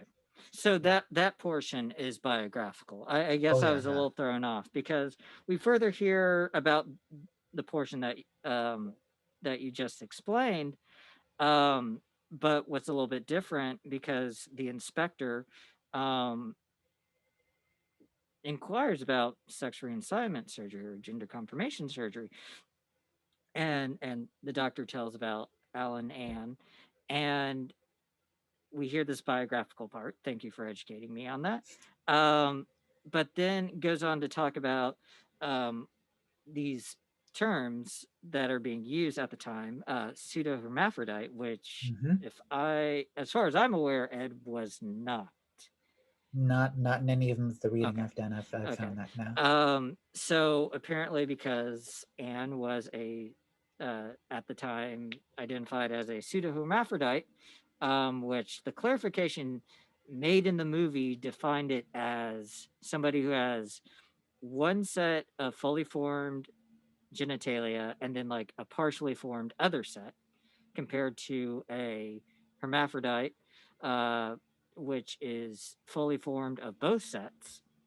Um, so because Anne was a pseudo hermaphrodite, that they opted to have surgery. So that's when you come in and see all the stock footage that we were talking about earlier about of the surgery and the Yeah. intensity around the thousands of hormone shots and you know discussing in detail about steps of the procedure and letting out body parts and taking care of this and reshaping that and um, which isn't necessarily a accurate depiction of how Oh those no, things no. work these days. A lot of these procedures have been separated into Yeah. separate surgeries. Because it's depicted as the facial feminization surgery Mhm. and the bottom surgery, all of Yes. happening at the same time. Human body cannot withstand that. Yeah, that No, no, no, definitely no, no. sounds a bit intense. And then the quote unquote thousands of hormone shots, unless they were like extremely low doses, I don't think that's purely accurate. Maybe you'll get thousands of shots over the course of your life, Yeah, but like within what they made it seem like this short period of time, seemed definitely quite excessive. But they did um, do a good point of saying in relation to the shots that Anne will have to be on these shots for the rest of the life. And I felt like that was a good point because both transmasculine and transfeminine people who choose to medically transition chemically, um, it is a thing you have to do for the entirety of your life if you want that particular body function and presentation and things like that. So I it's mean, just myself. good. I've had an amount of surgery myself, and it's been explained that yeah, hey Marion, you know how you like the estrogen you're on, you will need that, or you're going to go through the worst case of osteoporosis anyone has ever seen. Yes, yes. And that's, you can't really expect to hear like further discourse on that type of stuff in any movie, especially one from the 50s. But like from Yeah, a reality perspective of like there's a lot of things that people don't understand that go into taking either set of hormones, uh feminization ones have risk of osteoporosis and messes with Mhm. bone density, heart risk, Blood clots. blood clots, uh, you lose muscle mass, a whole bunch of other things. And then there's the other side with the whole joys, change in hair follicle growth and sex drive and things like that. Then you have the Mhm. whole other side with testosterone, which kind of does the opposite. It increases bone density, it increases hair growth on the Mhm. follicle, it increases your sex drive, it does a whole bunch of stuff, and still has like the heart complications and all the other complications that testosterone driven people Yeah. uh, do have. So, like, people don't understand, and these are things that you have to stay on for life and experience the side effects that go with it. Men Yeah. or people, trans masculine people who are on testosterone have a high risk of balding. They have acne issues, just like with everybody in Mhm. puberty. So do people with estrogen. But like, there's a whole bunch of side effects, and then these are things that have to be done for the rest of their life, and then they don't even Yeah. talk about like the access barriers that come with that. Like, Yeah. there's insurance, there's the cost. Even with insurance, if you can't get access to insurance, if you do have insurance and it doesn't even cover that type of stuff, if you have an employer with the correct type of plan, and then all the And then, hey, different. you lose your job? Sorry. Exactly, you lose your job, the doctor you get stuck with is uneducated, there's no discourse about how trans people basically have to educate a lot of doctors. Yeah, my um surgeon misgendered me a bunch. Oh, well, That that isn't that that that was fun. fantastic? That was fun. The surgeon that did my orky when I went in for the consultation, it was, yeah, you fellas who come in here, you're always. I'm really glad to do this work for you because Wow. it really does seem to do a lot of good for you and bring you a lot of joy for having done this. I'm really glad that I can do this for you guys. Unholy crap, you're kidding. And Wow. what am I gonna do? Because this man is, is doing this while he is poking around at my testicles, and like, oh, Golly. I guess I have to be nice to this man because because the government medical insurance I have, well, this is my option. It's really interesting how there's no discourse around the power of how medical professionals have over people within the queer community, whether that's in terms of transitioning, whether that's in terms of you know, HIV or AIDS status. Yeah. I mean, there's the whole discourse around whether or not um, gay men or anybody really part of the queer community is allowed to donate blood. There's just so many different barriers, and these Can't are believe we're still feeling that. lifelong barriers that a lot of people don't really think about or understand. And again, it's unfair to have that type of discourse within the movie, but I mean, these are things that people do need to be aware of, and maybe in a future documentary, or at least, like, there are some great documentaries. I recently watched Changing the Game, which is about high school trans kids Oh trying to commit yeah. divorce, which is great because it's very humanizing. It tries to portray them as the people that they are, and how they're just trying to exist. Their existence isn't evil or horrible, and shows the negative treatment they get, but it doesn't really go into the full discourse around debunking a lot of the misinformation that science is, uh the bad science, the poorly misconstrued science, or science that's pulled out of context, or a fluke report that supposedly speaks for the entire situation and contradicts Yeah. 99 reports, all those things. That could have been done better. There's another one called Game Face that's kind of a similar situation Hmm. with older people.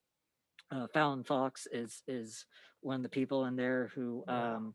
was not allowed to compete in the women's division in UFC because she's trans, and the whole discourse around how she was treated by Yeah. Joe Rogan and Dana White and Ronda Ronda Rousey and all the Rousey. bad information that was used against her and things like that. Um, but so hopefully future stuff will spend a little bit more time, but there's risk in that too because science is constantly evolving and um, updating on accuracy. Like a lot of the information back in the 50s that we see depicted in this movie isn't 100% accurate to what's going on these days in terms of specifically trans related healthcare. So, Yeah, I um, mean, it's even described like after, like after Anne has the surgery, mhm, when the doctor is just describing, and like I said earlier, where it's yeah, he's able to Anne can now present herself as a regular straight woman who does things that regular straight women do. And that's how you know that she's a woman and not a man, because she's a woman who does woman things as a woman would do, like including, her hair. liking men and like her hair, her nails. I'm saying that as I, have just today trimmed my bangs and done my nails. But it's and figured out and learned how to do the things that a Western white woman does, and Right. she's very heterosexual, and that's good for her. And did it. That's what you're supposed to do. Yeah, that's how you be a good trans Yikes! person is Yeah, cisnormity and assimilation. That's yeah. how you is I supposed to don't want exist. to Check make it those sound like I'm boxes. like yeah I don't want to make it sound like I'm taking away from anyone who finds comfort for that, because like I said earlier, what's comfort for me is gonna might be awful for other people, and the idea of being assimilationist is uh for me that does not work. I know for some folk that will be comfort, but ugh. Yeah, I mean it's not knocking down Mhm. wanting to fall within the binary. It's not knocking down assimilating and trying to live what's commonly known as stealth. Yeah, It's not sub you know creating any type of negative situation around how these people choose to exist. It's knocking down this requirement or the standard yeah, that there can only being be one kind of tran. right that society is putting upon trans people or non-binary people or any queer people because there's even that expectation for cisgender Yeah, homosexuals you know uh, the giant battle over cis gay couples trying to adopt right now. There's battle over that because they don't mhm, quote unquote assimilate enough to justify to whatever department that they're trying to get um, a child from, to prove to them that they are quote unquote worthy enough and will take quote unquote proper care yeah, of this child. But all these standards need to be broken down and destroyed because there is no true standard. Everything is arbitrary, no, everything is fluid, and these definitions that they try to impose upon the queer community aren't completely true. There's the whole battle in the trans sports discourse right now about how you're either XX or XY chromosomes. That's the end all be all determining factor of the binary between male and female, and that's complete crap because there's yeah, Klinefelter syndrome, if I'm saying that correctly.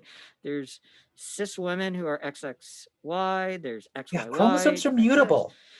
Yeah, I mean, there's so many different variations as they continue to evolve and further map the human genome and things like Yeah, that. It's just one of those things where it's all like, and it's like coming out that like okay, yes, you're a man. You started out with chromosomes that are this. Hey, at some point maybe puberty said no, no, no, no, we're gonna like switch things up a little bit. And you know what, unless you have the financial means to get a karyotype test, you will yes, not know what your chromosomes are. You just simply won't.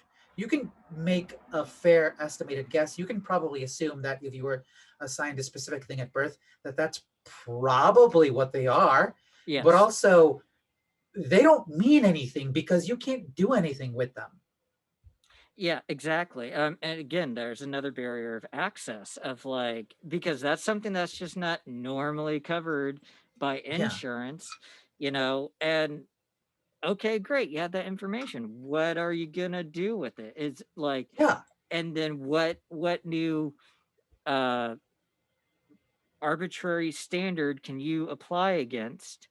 And then as more people do it, you see that that standard's being broken down. And it's like, well, okay, you know, yeah. maybe we You get rid of you those want to yell standards. at me about my chromosomes? Do you want to foot the $3,000 for the test? Cool. Let's Ooh, do that. and I'm sure that price is going to go up and vary by a million different reasons. Um, it's really interesting to see that Yeah. juxtaposition and that lack of Look, science. I didn't start winning at arm wrestling until until I got my balls cut off. which I didn't start actually bringing home first place trophies until I wasn't able to make testosterone. which is so weird because everybody would have the assumption that'd be the Yeah. opposite. And Maybe it turns out it's the experience and the training. Maybe it's the fact that even in quarantine, I am literally training every day to, be good at arm wrestling.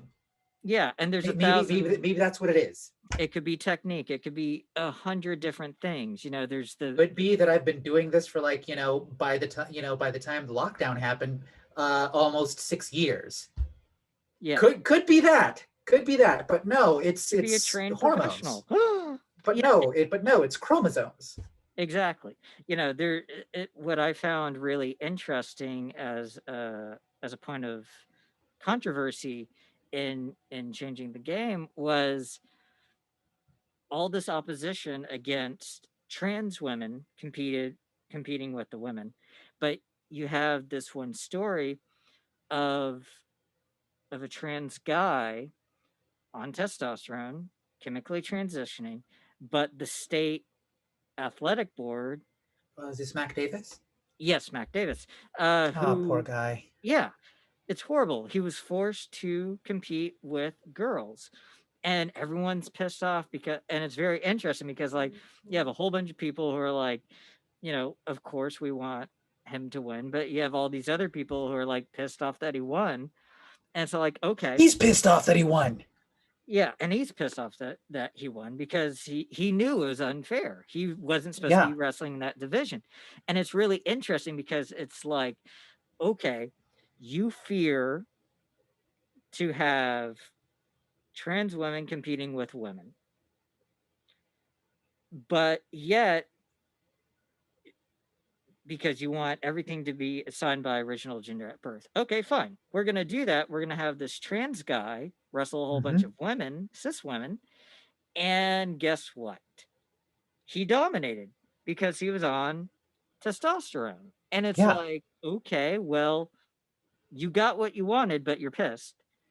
But if we do what you don't want to do, you're going to get pissed. So, how can we make you happy Yeah. other And than not let people chemically transition, which is not an option? So, it just goes to show that like as obsessed with us as transphobes are, they are so incurious about finding out what we're like, because you'll see photos of Mac Davis circulated as, see, this is why the trans women shouldn't be in women's sports, and you go, no, that's a no, trans that guy. man is a trans man. He does not want to be there. We don't want him there. He doesn't want to be there. You don't want him to be there. Fine. We all agree. He wants to wrestle other men. Maybe we can let him. Let's let him wrestle men. If they could get away from the mindset of it being genital based and make it Yeah. more hormone based, but then that brings in a whole bunch of different discussions and stuff like that. That makes it very challenging for them to accept and grapple. Um, but getting back to the movie, you see a certain set of science being presented, and you can't necessarily have that No. expectation that they're going to be able to present it that way. And to be honest, this was more of a narrative story. And a Mhm. lot of the stories out there right now are narrative based, which you don't you kind of need both in the world. You need narrative stories to humanize, Mhm. and then you need science based stories to back it up and say, here's both sides. This is why being queer, in whatever definition that is for you, is normal. And there's nothing wrong with it. And if you can eventually get people to grasp around that, um, then it's okay. It's just the challenge to make sure that science is accurate. And as the movie wraps up, you see the meeting with Dr. Alton and Glenn, because he's presenting male at the time, with his, I can't remember if they got married or not at this point, but They're about to, yeah. they're about to. Okay, so he's with Barbara at the end of the movie. They're about, that's right. The follow up um is later. Anyway, so they're having basically a therapy session with Dr. Alton and trying to grapple how to handle this situation. And this is where it kind of doesn't really sit right with me, Yeah, no. because they and I mean, we could spend so much time on discussing the varying versions within the DSM, the diagnostic manual that's used in psychology, and how the definitions have changed between versions 2, 3, 4, and then pending version 5 that's coming up. We can talk about how it's good and bad to have those diagnoses, and they're bad because it makes it look like queer existence is an illness that can be quote unquote treated and diagnosable and can be cured. But also at the same time, it's like, well, this is a necessary thing to get insurance to cover access and stuff like that. So it's a touchy subject, um, Uh, with that could go for a long time of discourse. But what I personally would like to have a quick moment about with you is on how Dr. Alton treats Glenn's transvestitism as something that can be cured. And that simply can be cured is if Barbara fills these roles. It's, I need you to partially act as a mother. I also need you to act as this Glinda persona, which apparently is some kind of projection from the lack of love and care and support from his mother and father. So if you can assume these roles, take on this burden, that can magically cure him. And to me, that sounded a lot like conversion therapy. yeah. And for those who aren't familiar with conversion therapy, it's this despicable, extremely despicable um, pseudo psychological tactic where you basically affirm the traditional cisgender heteronormative standards of what the person is. So if you are a gay cisgendered man, you can pray the gay away, or you can reinforce the hyper masculinity components within that person that's making them angry and break stuff and yell and scream and all that manliness is gonna make Yeah. you not want Yeah. to touch People other men's people penises. people forced to go conversion therapy. They're literally tortured. Yes, it is Yeah. in my opinion, yes, I agree with you, a form of torture.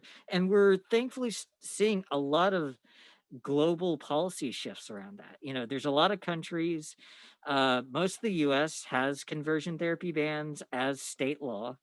It's not federal law yet because of obvious reasons, but the UK, I believe, recently banned it as like a Oh, good. national law. If not completely, it's on its way to being banned. But there's a whole bunch of other countries around the world that are, I think, even the UN recognizes it as like maybe not within the standard definition of torture as part of the Geneva Convention as a war crime, but as a unokay, not okay Yeah. practice and should be banned Don't do from the that. That's world or like what. Yeah. basically, yeah. Um, and it's all these things where it's like I'm sitting there and hearing this, and it's all like, well, maybe there's nothing wrong with Glenda existing. Maybe there's Yeah. nothing wrong with being a transvestite. So what if Glenn chooses to be Glenda and wear these clothes? It's not the end of the world.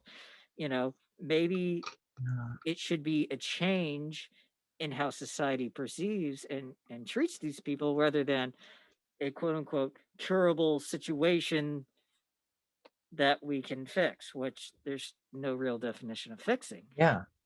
You know, um, We can't be cured because we're not sick. I agree. Do you think,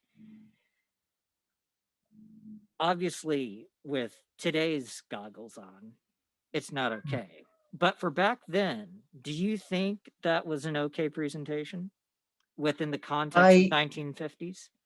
Yeah, I think with it being in the context of of the U.S. in 1953, this is a very this could be said to be a very sympathetic portrayal. Definitely could be taken as, yeah, this is revolutionary and groundbreaking in spite of its lack of artistry. Is a thing that could be argued to be positive. That would be, a good depiction of why we should be, sympathetic and accepting of people who, feel differently about their gender. I agree. I think it was a way to create that compassion. Yeah. It's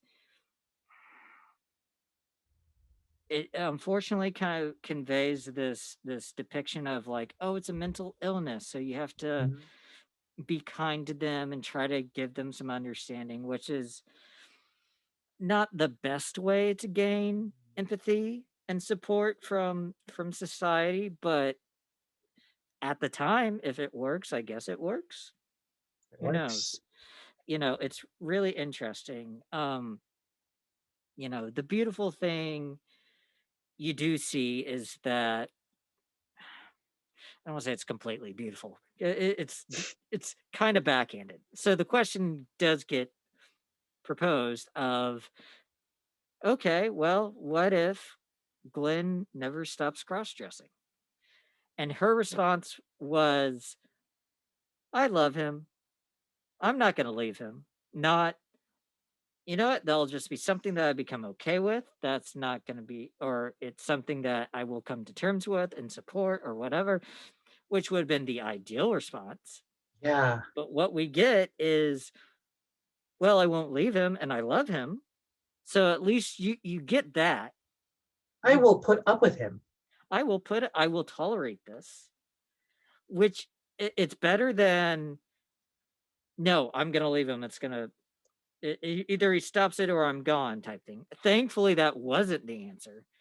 But you get this backhanded, I'll put up with this. And, okay, if that's the case, if you're getting this toleration, if you're getting this, all right, fine, I'll put up with this.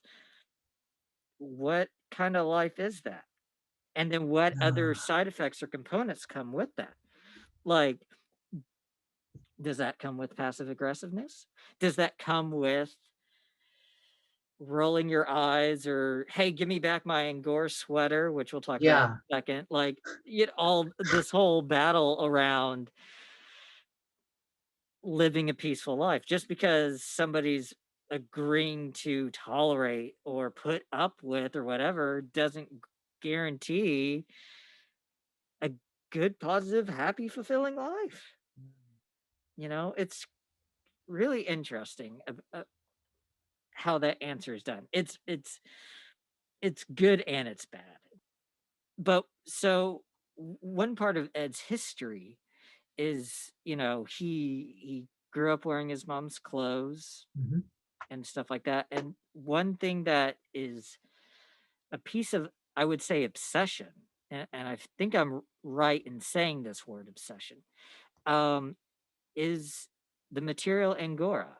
His mother had Mm. an Angora sweater that he loved and would wear all the time, supposedly.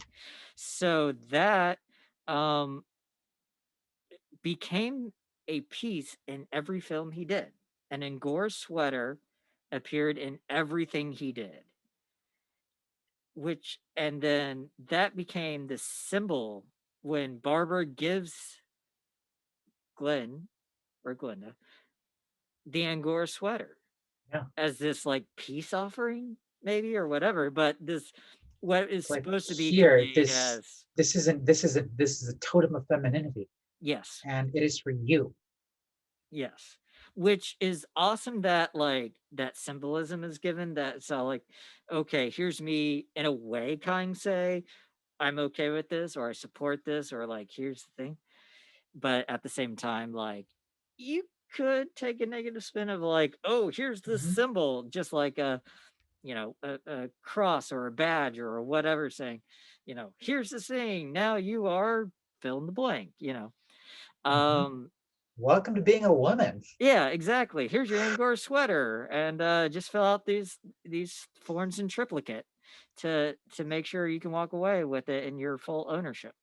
Um, it's interesting how he clung to that so hard and made the choice for it to be in every piece of work he did somehow. Um, so that was basically the end of the movie, um, if I'm remembering correctly.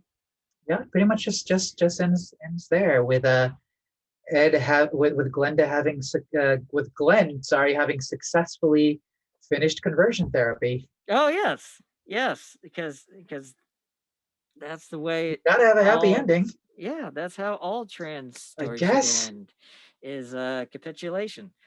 That's the trans lifestyle, apparently. Yeah, obviously that's sarcasm, but this milk toast acceptance of your existence, that's how everybody should exist. But it's interesting how this film has had an impact in so many different ways. We've done a lot of focus um on this movie in queer culture, but I want to take a second and talk about its placement within horror culture. You know, Ed is seen as, and his style of movies, his exploitation, I would say, is one of the Yeah. early labels that got attached to his genre or his style of movies. Mhm. Um, which in a way kind of acts in in tandem with the horror culture. I mean, like movies like Frankenstein and Dracula and stuff like that came out, decades prior to Glenn or Glenda.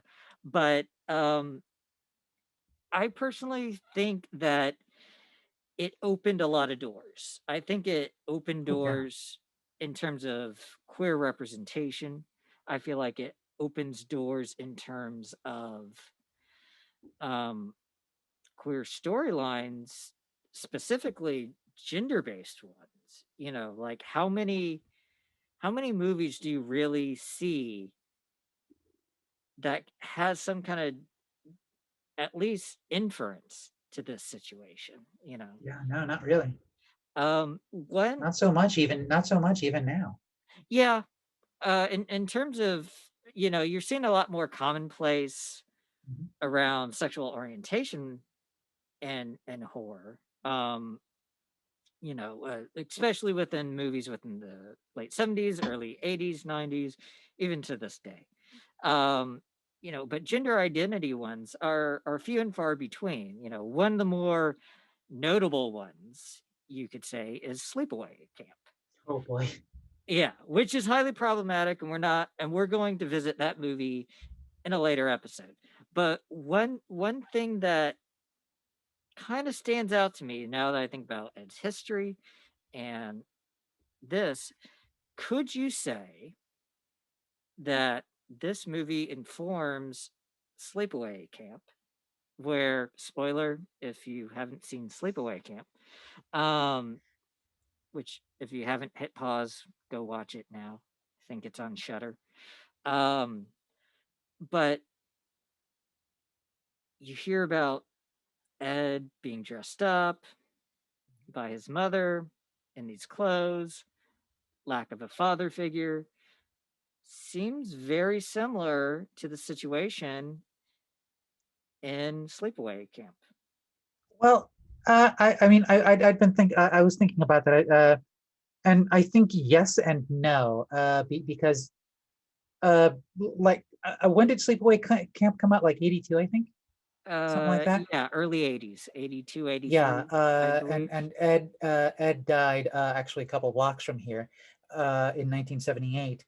Right. So, there would have been some notoriety about who Ed was.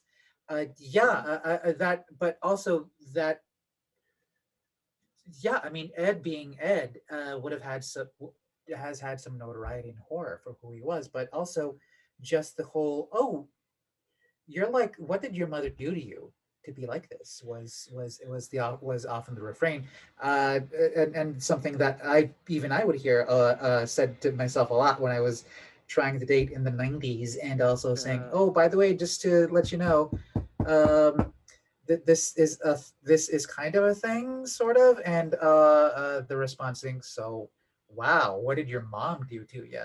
that's horrible. uh she didn't do any of this to me. She hated the idea of wearing my sister's clothes. Does Yeah. not like that. Did not a fan of that. Mhm. No, she had no hand in this. I did this my own self. Yeah, and that's a big misconception, and one of the problems with the science at the end of the Yeah, movie is, the presenting it as like, oh, it's an outside influencing, blah blah blah, and it's like, no, gender identity is inherent from birth. Just people yeah. have different It's like places hair in their. color. Yeah, exactly. And even hair color can change over time. Hmm. Um, but like people discover their true gender identity as time progresses, and it's a spectrum, and it can be fluid over time, Yeah, and things like that. So it proposes this nature versus nurture situation.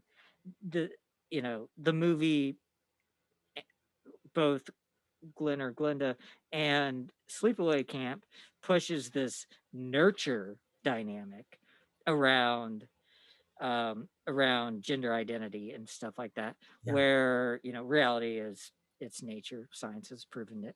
Um, Hmm. you know, so from that standpoint, but if I could go a little bit further into the detail, is the not only just the nurture, but like the specific. Here's this major female figure in your life dressing you dressing you up this way to have you want this desire to live a different way, and it's debatable whether or not in Sleepaway Camp it was desired by her to present female. It seemed very forced for her to do Yeah, that. But it yeah. did make Because of course, me. what happens when you do that to a man? Why, he becomes a killer. He didn't want it. He didn't. Yeah, he didn't want to dress like a woman. That was forced on him, and now, and look what it did to that guy. Why, it turned him all the way around, got him all jumped up in the head, and now he's killing teenagers at a sleepaway camp. Yeah, that's totally what happens in every Oh, situation. sure, sure, sure. That's why summer camps barely exist these days, is Mhm. because it's rampant with men who got forced to being women, and then wanting to kill.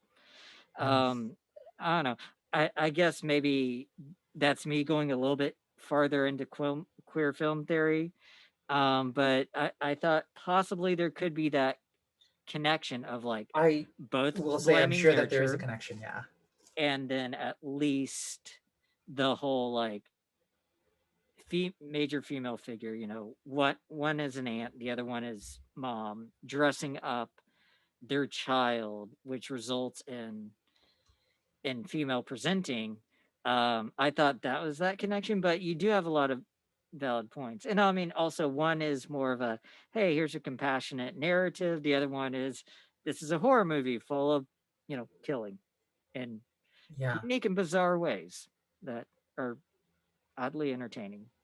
Um, yeah, and yeah. Strangely, what I've read about Ed's childhood, he had very loving parents.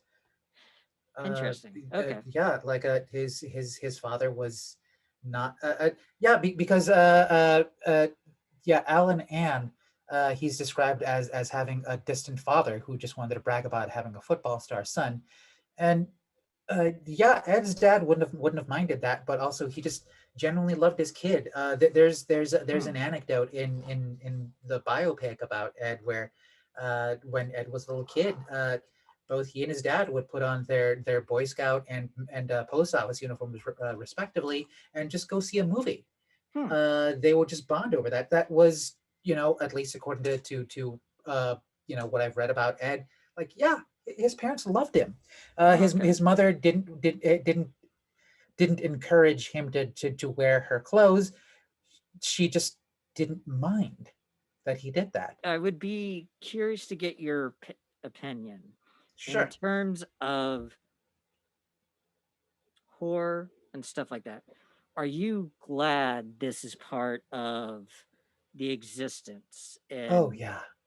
queer cinema and horror cinema? Like, do you feel like, despite it being dated and it's having its problems with, again, because it's dated, um, do you feel like it's a positive thing that it's part of queer cinema and part of the horror genre? Or do you feel like either genre or both genres would have been better off without it? I think that this film's existence is overall a net positive.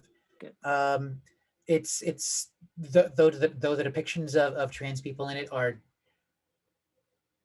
though there are as an attempt at sympathy, they aren't.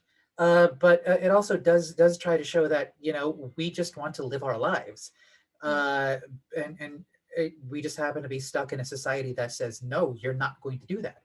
Overall, this is less an exploitation film and more of a morality film, which was kind of popular at the time. Uh, and yeah, overall, I think we're better off for having this mess of a movie existing and for being able to see it. If nothing else, just for uh, the fact that for a lot of people my age, this movie was an awakening of, oh Mm, shit, this is what's up with me. right. Okay, cool. This I guess I can start from here. I guess I have a starting point for what's happening to me. Right. Oh, as clumsy it is, just the fact that we're able to have somebody needed to be the first, and the first was Very not going to true. go well for something like this. It's the first No, pancake no, rule. yeah, exactly. The first. First pancake come off that griddle is gonna look like Admiral Akbar. Um, Yeah. uh, yeah, it is. It's somebody. Hey, Cost. Yeah, somebody said. Yeah, somebody needed to be the first, and for the fact that this is the first. Yes, that's good because then we can have a second and so on. Yes, because it yeah, because some of the people in the movie really were these people. So just stop being in front of the microphone, Kostya. Just because for them being able to show the world that hey, I'm this and I'm fine. I'm this and it's not wrong. Though maybe ultimately the depiction was a mess. They were able to say, yeah, these people were able to say that they're just humans trying to do things that humans do. No, I mean, that's really great points, Yeah, the and I mean, true. First time's never gonna go great, but to even start the conversation is yeah, usually the hardest part. Is yeah. always taking that Yeah. first step, and we need to at least recognize the challenge that Ed had of taking this risk by putting this out into Hmm. the world, something so vulnerable, something so connected to him. there was instances where he would go out into the world under his drag persona, Shirley, Hmm. but this was on such a bigger scale, and for him to be vulnerable like that, I feel like, yeah, I agree with you that even though it wasn't perfect, it was a great way to do it. Um, and I'd like to think it was a positive thing on the horror genre. Yeah. It's one of the earlier depictions of queer life that um that opened the door for other queer depictions in horror. And yeah, I'm with you. Net positive. Yeah. I mean, you know how like on the older Tom and Jerry cartoons, the ones that had, like a black maid in them, that, and that was not a great way to show a black person. Yeah, Um uh Nowadays when you see them on streaming or whatever, they're preceded by a title card that says, "Hey, this was made in a time when we were a lot less cool to black people. It depicts some really unfortunate stereotypes that, hey, we just don't do this anymore. right. But you're going to watch a piece. But right now, keep in mind, you're going to watch a piece of art that was made in a far less enlightened time. Yeah. There's going to be some cool things in here. Obviously, that's why you're here to watch this. But keep this in mind. Modern audience, please keep in mind that when Edward Davis Wood Jr. was making this movie, this he was doing the best he could. Hmm. Keep in mind that go into this with some context. Yes, I completely agree. Yeah, and which is why you're right. It is a net positive. Yeah, okay, fine. It's dated. Maybe not the best science. Maybe not the best depiction. And was really more focused on cross dressing Mm, rather than a true transgender person's experience or yeah, presentation. But at least yeah, that got put out into the world, and yeah. Because I Ed like. being, doing a work for hire project here, he had to do what this producer who, made exploitation movies wanted him to do. Like, hey man, hey Ed, hey dude, I just wanted like a nudie picture, and you're giving me like the story of your soul. What the hell? Exactly. Where's the boobs? Exactly. Well, okay. This movie isn't long enough, for my opinion. Let me insert this really weird dream sequence so I can get my quota of boobs or weird otherness, and then let's spice it up with Bela doing weird, suggestive eyebrows and elbow heyness, and make it something truly unique. Um, but yeah, I think that was a great discourse on Glen or Glenda and its impact on queer culture and horror culture. I want to thank Marion. Please tell the world what's going on, where to find you, how they can support you. Well, these days, as we're starting to get back into, back to Earth, um, uh, no, no, this is the longest break I've had from performing. So currently, there's nothing where I can go, hey, come check this out. Right. Uh, because usually it's rare that I'm not either in rehearsal or in a show. So hey, you can come check me out on Twitter, where I'm having opinions and saying jokes. You can find me at the Gonzalez, and that's my name as shown down here, but with THE in front of it. Cool. Yeah, I think currently my display name is Her Royal Highness Monster Truck. So you can find HRH Monster Truck, and there I'll be. Yeah, just come. Yeah, that's probably the best way to come look for me. Uh, yeah, come see there, and eventually, live theater will be a thing again, and you Yes. can see me do my weird clown stuff. And the arm wrestling, LA Oh Law, God, or yeah. whatever its new incarnation will be called, will return, and we can see Mhm. you crush the masses of earthlings. in your battle to greatness. Yeah, Thank you. I tell you, that, yeah, yeah, I really appreciate you being on here. it has been a pleasure. Cool. I'm Nikki Strange.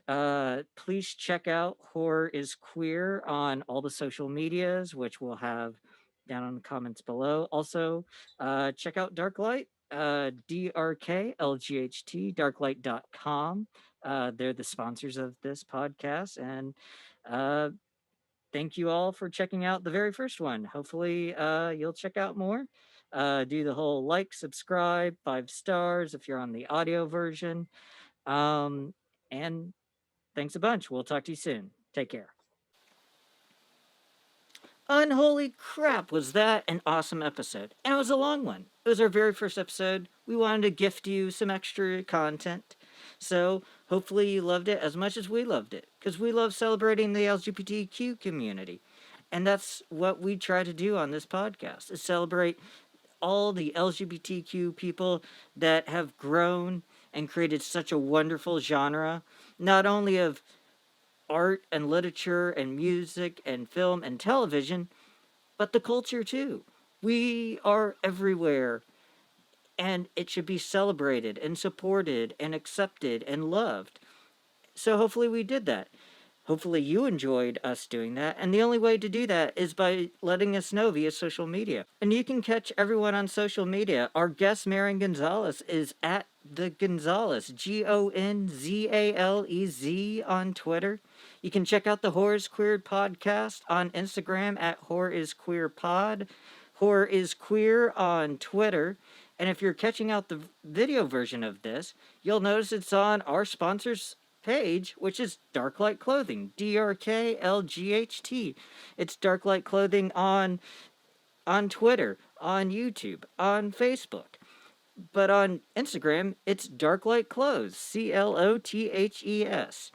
But wherever you're consuming this, whether it's on the YouTube page, whether it's on your favorite podcast service, give us a like, leave a comment, subscribe, turn on notifications so you don't miss an episode, give a 5-star rating with a positive comment, give us feedback so we know how to create something that you will love. So definitely check us out. Once again, thank you so much. We'll see you next episode.